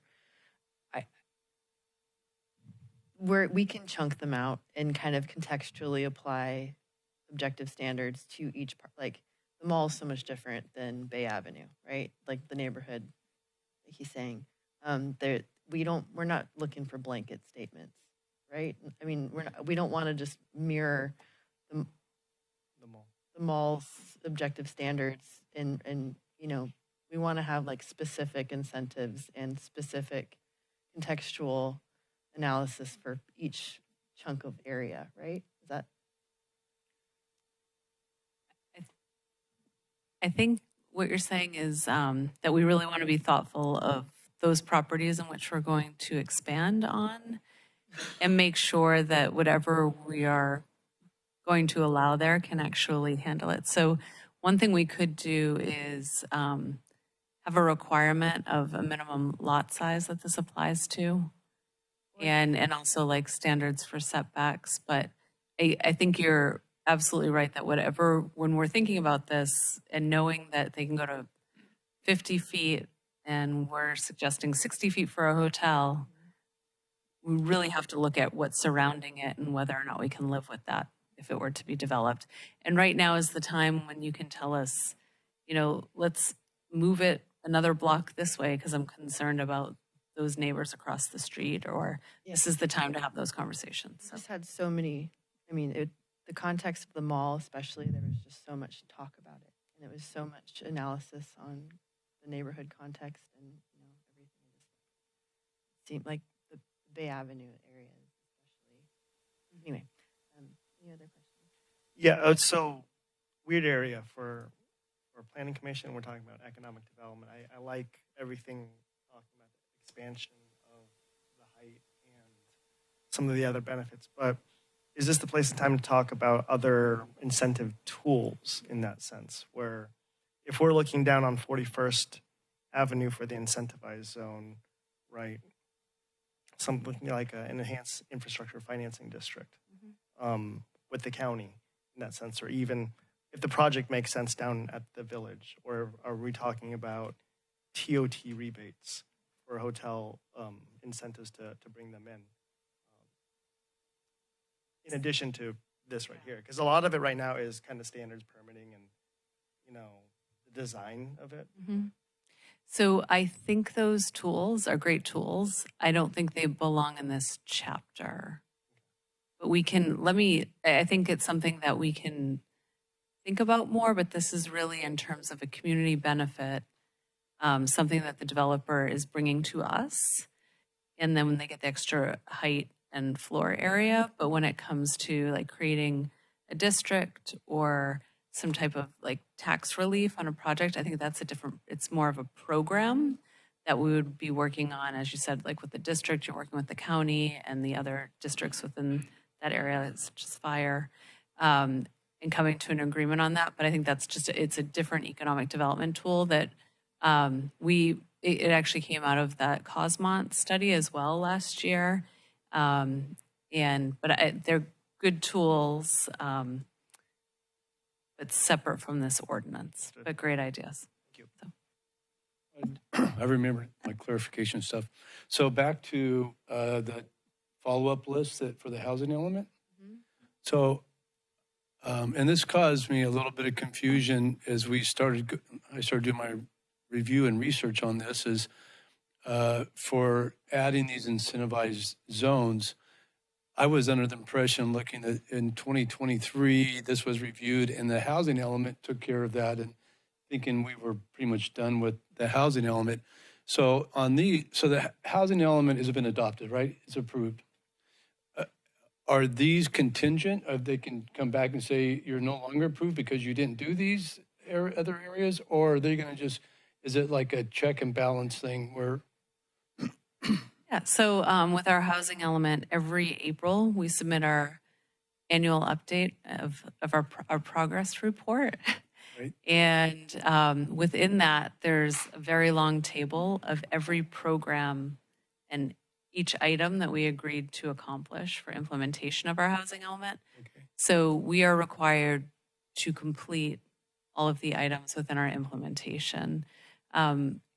There were references in there about updating 17.88 for the mall and adding objective standards there. That's not how we went about it. So if you didn't follow it exactly, then within that table, I can clarify how we accomplished the end goal by creating a new chapter. But we are required to essentially check all of these boxes. So just for clarification, the goal of the housing element is a couple of things, but primarily the RENA trying to get our housing numbers that were, I'm going to say, shoved down our throats. That's probably a bad way to say that, by different organizations, and I want to, I guess the confusion is with these incentivized zones. Do you feel like the HCD is comfortable with where you're at now, or in the fact that you have identified over 2,500 home sites that could be built way above our 1336.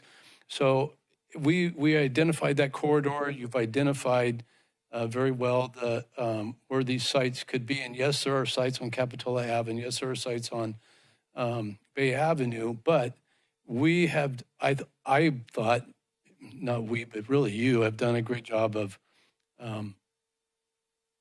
laying that out in the housing element so it was acceptable to HCD. Do you feel comfortable with that? Do you feel like they're happy with what you've done as far as meeting our RENA numbers and what the housing element component should be? Yeah, I met with HCD quite a bit towards the end of the last update with the mall, and they're really happy with our progress, and they've said great things. And when we did our update this year, we got great kudos from HCDs for the effort that's been made. I don't think this item 1.4 is it's one item to really enhance the community benefits, but I don't think this is their focus. If we had not updated our mall, yes, and kept working on it, and that's where we're talking about producing RENA numbers, that I think that was their focus. But I will say, so I think this is more of a not a high priority for them, but it's something that I feel strongly that we should check the box, because starting next year, they'll start doing like kind of code enforcement on housing elements. And within the AMBAG area region. And at that point, they will be taking a deep dive into our annual housing report and making sure we're accountable for all of these items. And that the last thing we want to be is subject to non-compliance with our housing element, and not able to get grant funds and subject to a lawsuit. So I think with this one, I don't know, I don't think the HCD cares about this as much as they did our mall update, I'll say.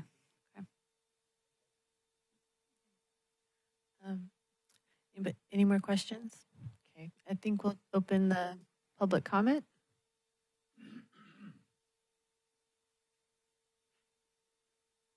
Hello again, Janine Roth, Volunteer Lead, Santa Cruz EMB. Thank you for the opportunity to comment. We had some points in our written comments. The incentivized zone should, we think, include Capitola Avenue. In the staff report, it was traffic that was seen as a big barrier, and Bay Avenue has been a topic of conversation in the city, and so if Bay Avenue is included, then the same traffic standards should apply to both. If you're going to do a by right objective standards for the hotel in the village, then that should also apply to housing. And kudos on making 1788 truly objective. I mean, that has transformed greatly in terms of what those community benefits are, and that's really terrific. There is a big issue with 1788, and I appreciate Commissioner Estee you bringing up affordable housing. I'm not sure where the 100% affordable housing comes into play, because the state density bonus is an option for much lower percentages of affordable housing. And with at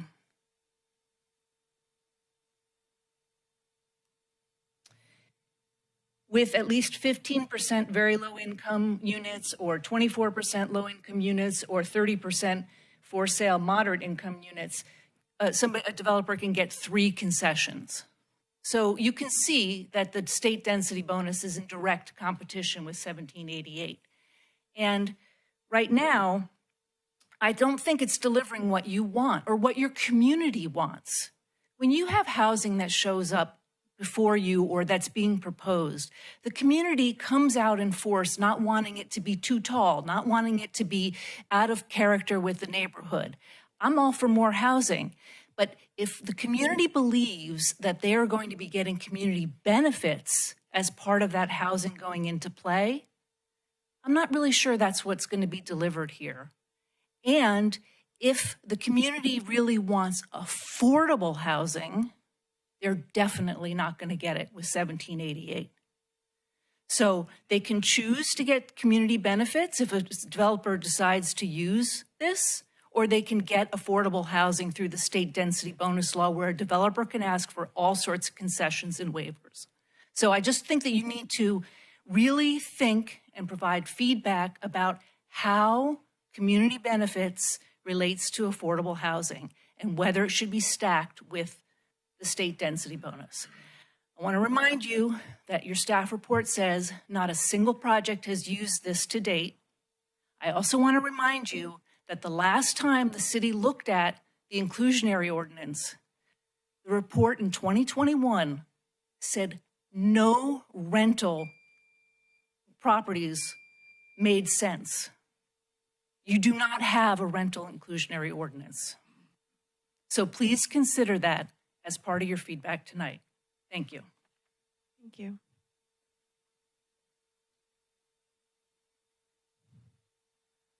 Well, good evening, commissioners and staff. It's nice to see you again. I'm Cammie Corvin. I am a resident of Capitola and a small business owner also.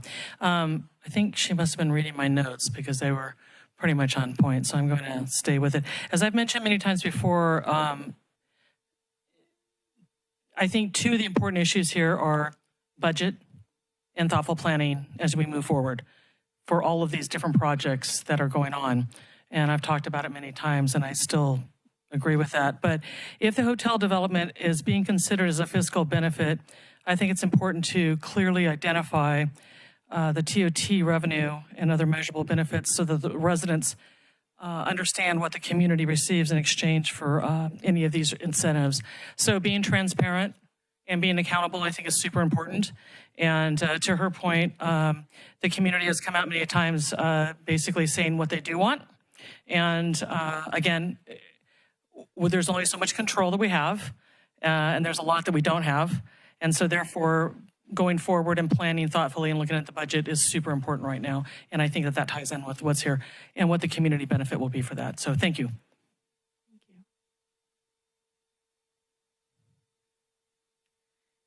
Anybody else want to speak to this item? Hearing none, closing public comment and bringing back to more deliberation. Do we want to go question by question like you had, or how did you want to? Let's do that. I'll jump in.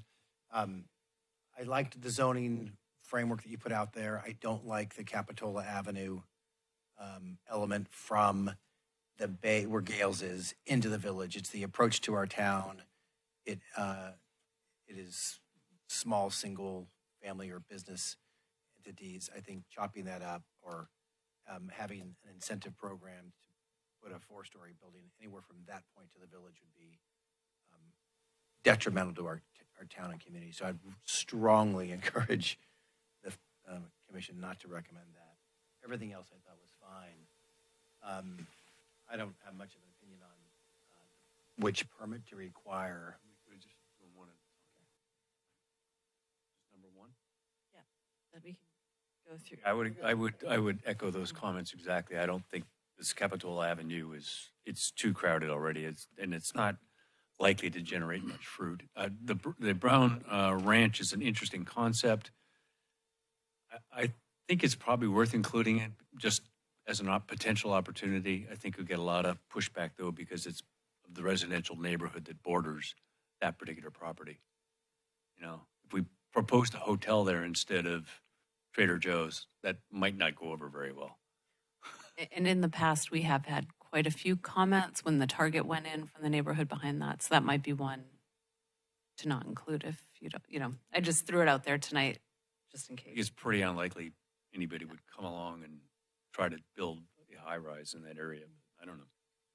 It does back up to single family. But I think the Bay Area ones we've highlighted, I mean, it's big. It's, as for example, on the Crossroads side, let's see, it's about 4, if I don't include the post office, I think it's about 4 acres. And on the other side, it's about 6 acres.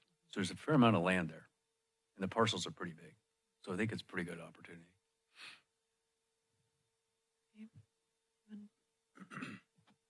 Yeah, I would concur. Like the current expanded map is good. It doesn't make sense to add into that Capitol Ave right there, just because again it backs up into that single family area, and if the precedent's been set with that target back there, then we already have a piece of tangible evidence.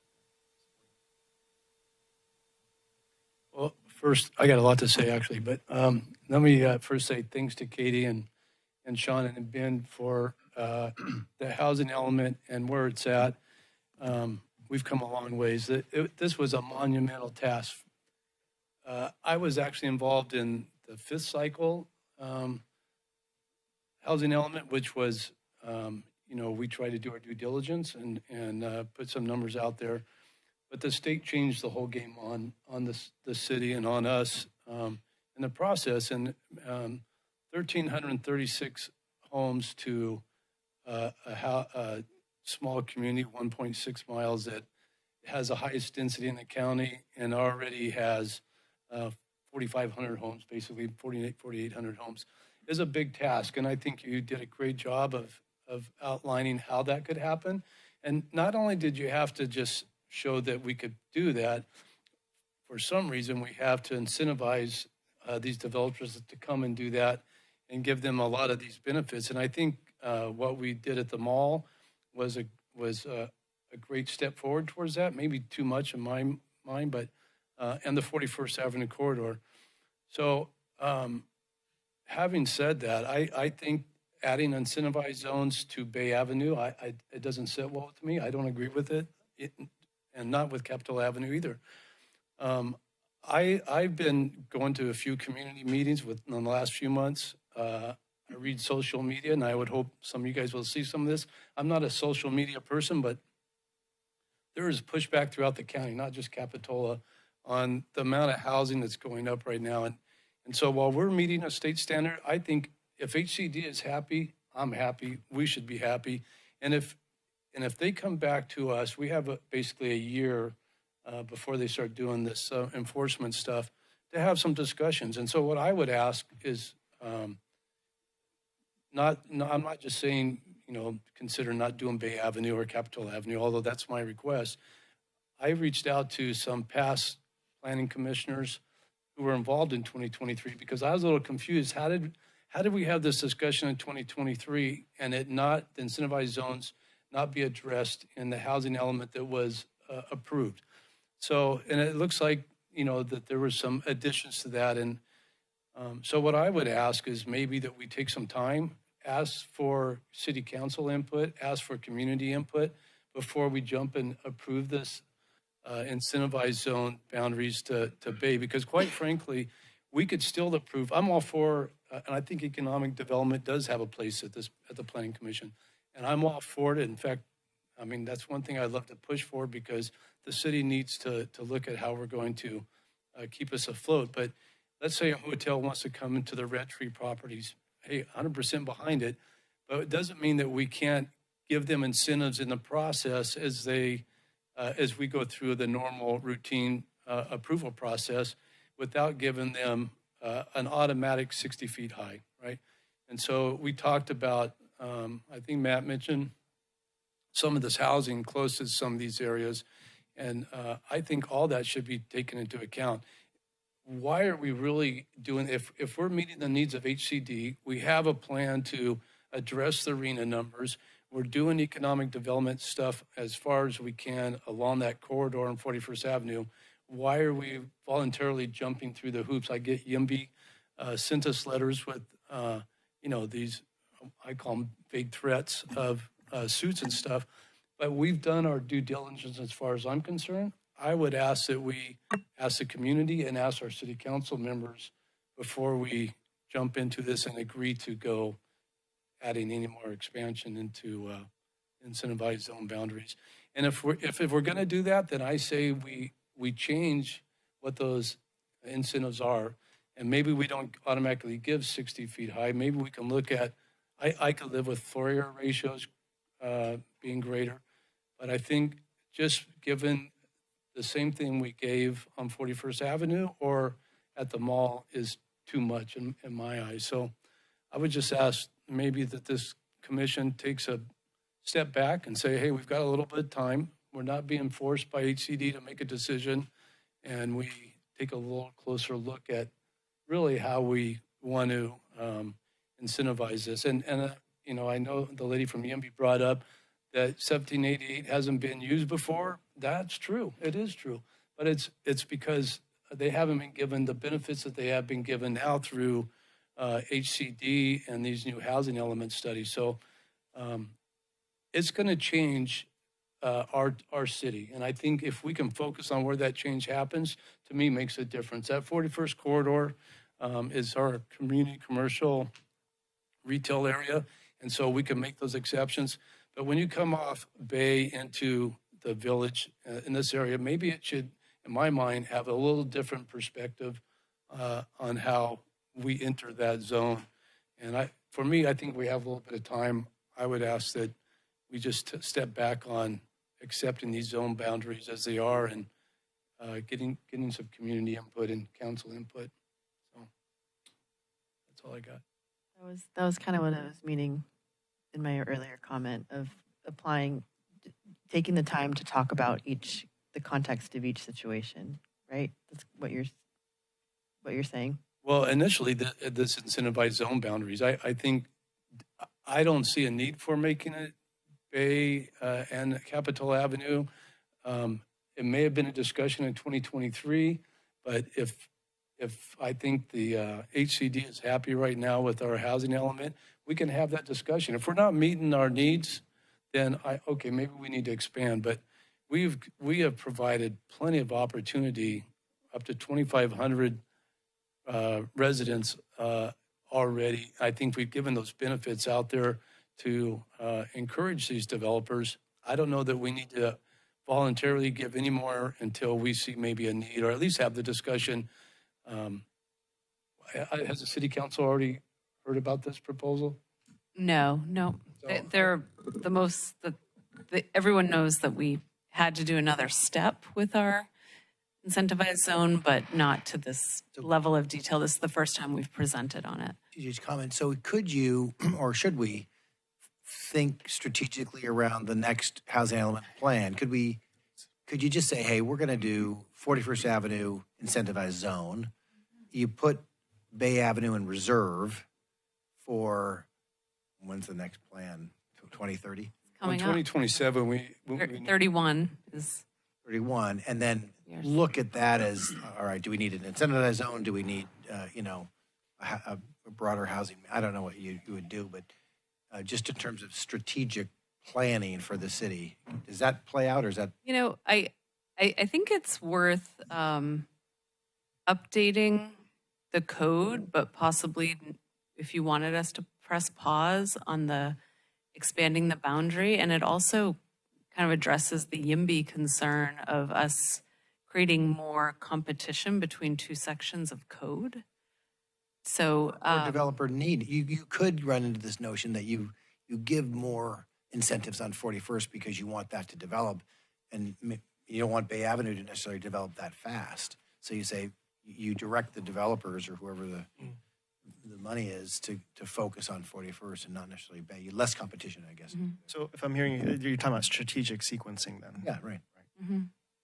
Does that leave us? I think updating the section of code to make it more objective is something we should do to protect the city. Like the way it's written right now is so vague. But definitely, I think we can take our time on the expansion of the zone if that's what the Planning Commission would like to do, and revisit it later. Does that leave us vulnerable without any objective standards as it applies to these parcels? I mean, it'll make the existing language stronger, and people will know what's expected if you're going to dedicate open space. So it's very clear. You clarify the objective standards, but you don't put the incentives on Bay Avenue. Is that kind of what you do? Yeah, if we don't want to expand the incentivized zone, I think a lot of these updates were also tied to the mall. And when you read the wording, it can be interpreted different ways because it says expand the incentivized zone with the incentives of height and FAR. We did that on the mall. We went a lot higher on the mall. We created a lot of incentives. So just if that's where the Planning Commission feels comfortable, I feel comfortable with that. And I'm happy to talk to HCD about it because this 1.4 it's not that clear. So, and we have done a lot of steps towards the mall redevelopment, but I do think it will protect the city in terms and set really clear expectations with developers if we do the objective standards within this section of code. And it's an opportunity for that economic development to be infused. So, and it doesn't preclude us if Red Tree decides they want to come in and build a hotel. We can still work with them and if needed, give incentives to do that, variances. And yeah, I think reading the language of 1.4, we have done what TJ said. I mean, we did them all. We could say, well, we're done with expanding the incentivized zone, but then the other point is objective standards. So we could just say, well, we are cleaning this up to make 1788 as objective as we did on 1757, which we applied to the mall. That probably will keep the HCD hounds at bay. And then the state bonus stuff, yeah, you're right. We could use that to say, well, for Bay Avenue, they can put in affordable housing or whatever. Yeah. This section of code has nothing to do with incentivizing housing.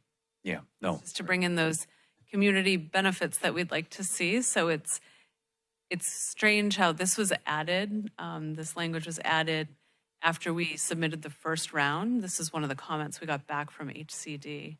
But at that time, the thought process was really that this was all about, that the section of code was really going to be focused and updated about the mall. So I think I think we're in a safe place and I can reach out to them and make sure. But And thanks for all the work. The more I read through the housing element after issues like this, the more I realize it's a lot of effort. So thank you for that. our pleasure. So shall we move on to 2? What permit should the city require for a hotel? So this we'll go back to, currently there's a conditional use permit and a design permit. With the mall update, we got rid of the conditional use permit and we only require a design permit. We can create lots of objective standards and it could be by right, or you could just require a design permit or just a CUP. So there are standards within the mall that were really design focused for a hotel. It's easy for us to reincorporate those into this update. And I think a conditional use permit is really about the functionality of a building. So I think you just want to, if you'd like us to no longer acquire a CUP, we really have to have bulletproof condition, like standards.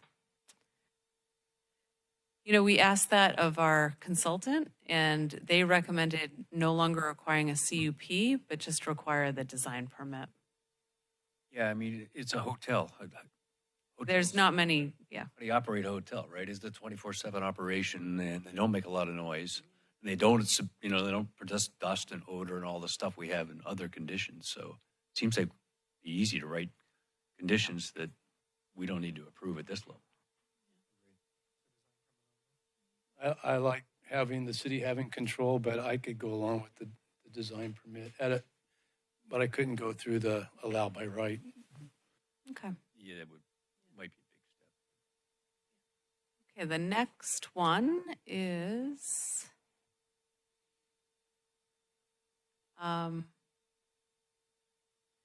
what, if any, new standards should apply to hotel projects? We are happy to put something together that you can react to on that one. You carve had out this- the mall? If you want to go back to that slide there's suggestions of what those new standards, but here, so just looking at hours of operation, traffic generation, lighting, noise, odor, dust, you want to look at your loading docks, where your entry is. Didn't we do that for the mall? We did. So we can draft that and bring. And this is including the village hotel site. This is not. Okay. The Village Hotel, because Coastal Commission told us to not make modifications. No, I'm saying, yeah, it's not excluding it. Excluding, yes. Okay, thank you. Okay, so then the next one.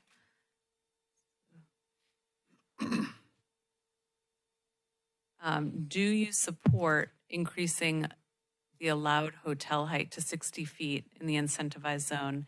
And I know in this discussion, there was concern for on certain sides of the street where it backs up to residential. We could, and remembering that this is only along 41st Avenue now that we're talking about, it sounded like there should be qualifiers for the 60 feet in terms of what's surrounding it, and we could draft that for the first round. 60 feet with certain setbacks or not adjacent to certain types of uses.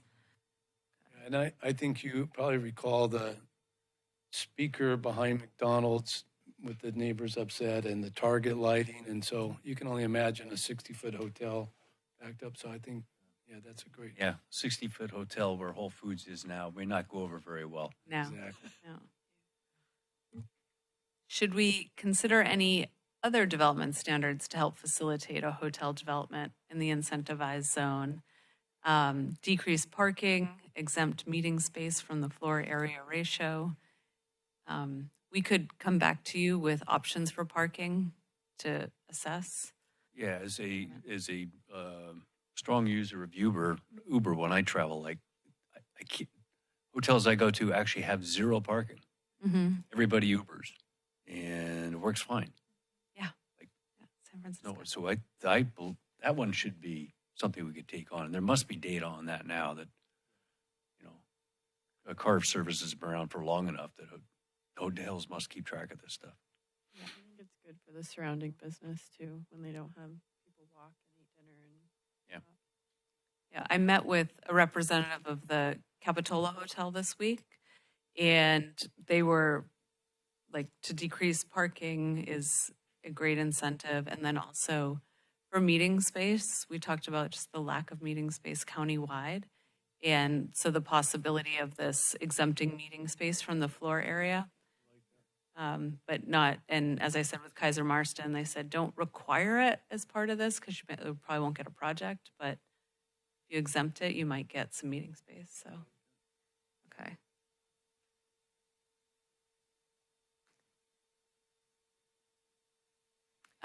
Okay, so this is the tricky one, right? So should the fiscal benefit category establish minimum number of hotel rooms? And if so, what should apply? And I'm going to give you staff recommendation on this one. There's all different sizes of parcels out there. And if we were to get a really cool boutique hotel that only had 15 rooms, it's a benefit to the city, right? Or it's a community benefit. But if it's on a really large parcel, you're probably going to want more rooms. So there's really this one size fits all doesn't really apply.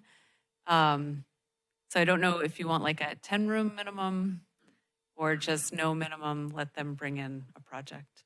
I actually had a question about like a smaller bed and breakfast type of, like if there was like somebody proposed a 6-room, 10 rooms, something like that, really small, just boutique application. That's something that would be wrapped up into this. They could, if they wanted to do a really like a one room on each floor. Or you know what I mean. Something I was trying to be hyperbolic. Yeah. But just some that could apply. Could there be categories, like, or just like we've done with the mall, size, depending on the parcel? Oh, like tiers. Tiers? We can look at that. Yeah. Based on parcel size? Yeah. Yeah. Yeah. You know, Or it might be like, I think yeah. these developers, they're not, they're going to do the math and they're going to figure out what size works. So I'm not really inclined to throw out a minimum number. I do know that there is a formula that all these guys use. If you drive up and down the highways, you'll see the exact same 4-story, 103-room business hotel. And that's probably what you'll get. But I don't know if there's any benefit to the community to say you need to build a minimum. So I would sort of follow your lead on that, Katie, and say, we're open for suggestions. I think the incentive, the disincentive to build a small hotel is high. Yeah, I think encouraging the concept of the boutique hotels is not bad, especially going down this corridor here that it's all TOT, right? So 5, 10, 15 rooms adds up to, one of the larger ones, so. Okay, and then new commercial space. That's another really challenging one. If you have a small parcel versus, the parcel right off Bay Avenue, which is 1.5 acres, to set a minimum number is challenging. But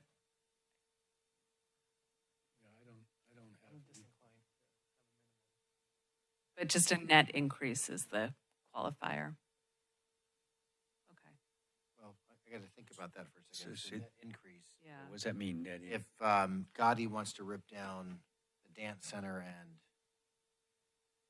Foster's Freeze or whatever, and do a net even, she couldn't.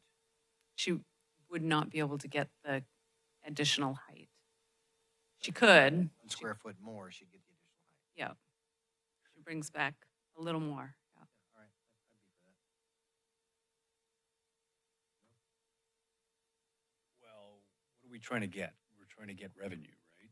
Additional commercial square footage. Right. Is that Which is effectively revenue. right? Is it really an incentive though? Net a gain of 1 square foot? You also could do a percentage. You could do 10% or up to 30,000 square feet. You know, so that if it's a really large parcel, you're going to get your 30,000 square feet and you might get your home goods. But 10% is a good, like if it's the gaudy parcel, then you might get 1,000 square feet. Right. Yeah, something like that. Okay. It benefits us a little bit more. I guess the notion of you're ripping a building down to build a new one, You're not likely to do not one likely to square foot. 1 square foot, right? Yeah. You don't wanna- Okay, next question. That was the last one. Excellent. All right, thanks for all your hard work this evening. Thank you. Oh, no. Feedback. You asked us to comment on 1788, though, and I have a few comments on that, Okay. on the draft. Like, the first one is a parking structure. So somehow we consider a big, massive concrete parking structure a community benefit. If it's open to the public. Still struggling with it. How does that help us to add more cars to the community? I think the idea here is as 41st Avenue develops and we see more housing and we already have commercial, that if there were shared parking structures that would accommodate a lot more density along 41st Avenue corridor once we need it, that would be a benefit. I don't think you'll ever see that one get used. Parking garages are extremely expensive, and so providing public parking is not in most developers' interest unless the benefit was that great. So a number of these we took out, like public art, that's already a requirement. Green building is a requirement by the state. Just so we're trying to make this more of a practical list. We left that one in because if anyone really wanted to give us public parking, we'd love to have it, you know, along our shopping corridor in the future, possibly. But you're right, it is incentivizing cars, so. Yeah, and it's so expensive, it's not likely to be a real incentive for a developer, I guess, my reaction. Mm-hmm. But, okay, so that's the rationale for that one. Okay, open space requirements, are those, I didn't check, I sort of spot checked. Are they consistent with what we did at the mall property? They're the same. The same? Okay. Because I think we want to be generally consistent on 1788 with what we gave to Merlin-Geyer, right? Mm-hmm. Otherwise. There are a few things that were very unique to the mall property, such as requiring a large central gathering space, which aren't applicable to these smaller developments. But other than things like that, they're in alignment. Okay. So did we so there are minor changes, I'm sorry, I forgot. Maybe the minimums were different. Sorry, the minimums are different Let's see. on open space? I think we had 2,000 square feet minimum?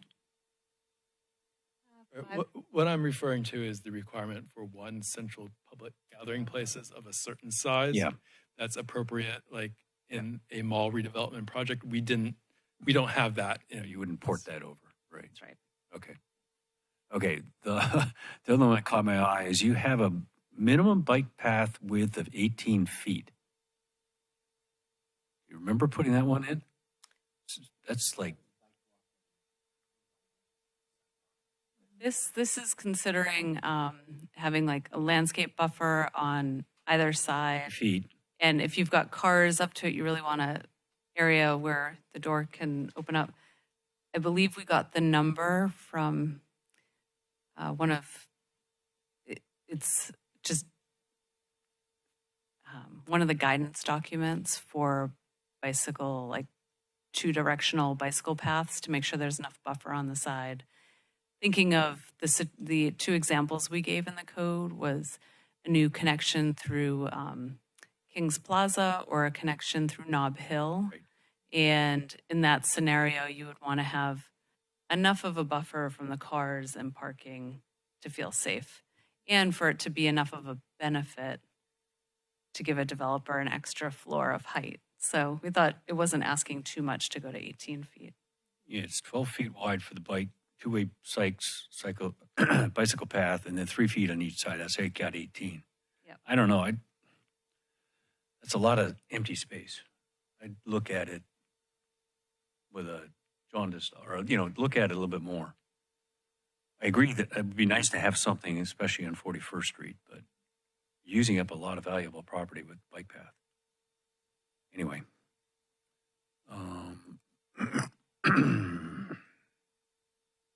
Yeah, that was it. Thanks.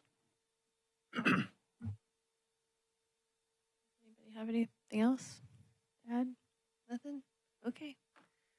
And did we do the director's report? Or we have not done the I director's do. I have a director's report for you. So I have quite a few items for the update tonight. On May 28th, the City Council reviewed the corridor study. They did not adopt it at that time. They're asking us to move forward with the RFP, but they'd like me to go out and get more input from the businesses before they take a formal action of adopting it. So we'll be publishing an RFP. I'm also going to advertise for more community outreach, which I can't tell you what that is yet. We met today over it. But you'll be seeing that this summer, and I plan to return to the City Council probably in September. Active Transportation Plan. This is a plan that taps into any type of transportation that is partially fueled by human energy. Currently, the city is working on their active transportation plan. If you go to our front page of our website, you'll find a link under what's new. And you can also access the webpage at atp.cityofcapitola.gov. And it's great. There's an interactive site where you can put a Post-it note on areas where you have concerns for crossing, no sidewalk or an area that needs a crosswalk. But this is your opportunity to get in all those comments of how we can make our streets safer and circulation better. The 41st Avenue pavement project is going to be underway starting June 22nd. The majority of the work will be done at night. The exception to that is our new area for a future corridor welcome sign in front of that Pizza My Heart. They'll be working on that during the day to create that new curb. The RTC, a question came up last meeting about how long will Park Avenue, the on-ramp going southbound, that will be closed for 5 months. So they're doing a complete rebuild of that on-ramp. The wharf RFP is live. We've sent that out to all restaurants located on wharfs throughout the state. If you have any other suggestions of restaurants you want me to get that out to, or any, please send them my way and I'll make sure they get the RFP invite. In terms of economic development, Kaiser Marston, we were given another $20,000 in the budget this year to do additional work for next year. They've helped, as you heard tonight, on advising on the hotel standards.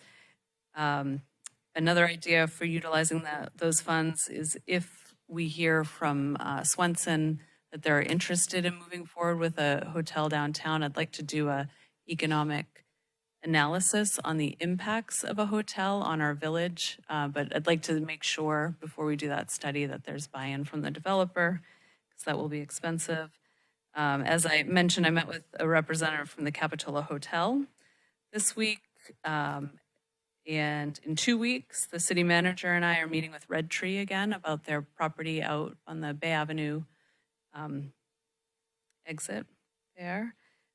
And then also, I've been more involved with the Chamber of Commerce, and we've got a little economic development side committee and a working group, and we've been brainstorming ideas of how to support local businesses. We've come up with an idea that we're going to suggest to the chamber, similar to something that City of Santa Cruz had with facade improvements, great program of matching grants. So we'll be pursuing that with them and seeing. Also, Coffee with the Mayor is a new program. This month we met with the Owls of Kings Plaza, and that happened recently. And it's just great to hear how their process was with going through Tesla and New Leaf and just touching base. And then lastly, 720 Hill Street, I have reached out to them many times. I had success today. So we're in contact, And they'll be, at your next meeting, you'll have an extension application for their hotel. And then we're putting them in contact with local developers who have developed hotels recently to give them feedback on the process and the outcomes. So they're still not 100% sure on investing to actually build that hotel, but moving forward with the extension. So those are my updates for tonight. Thank you. So Jameis, we were supposed to meet with, and the meeting was bumped out. So I believe that's sometime maybe next week. I meant to put that on the list. So thank you. Thank you very much.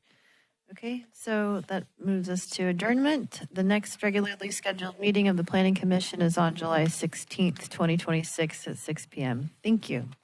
Thank you.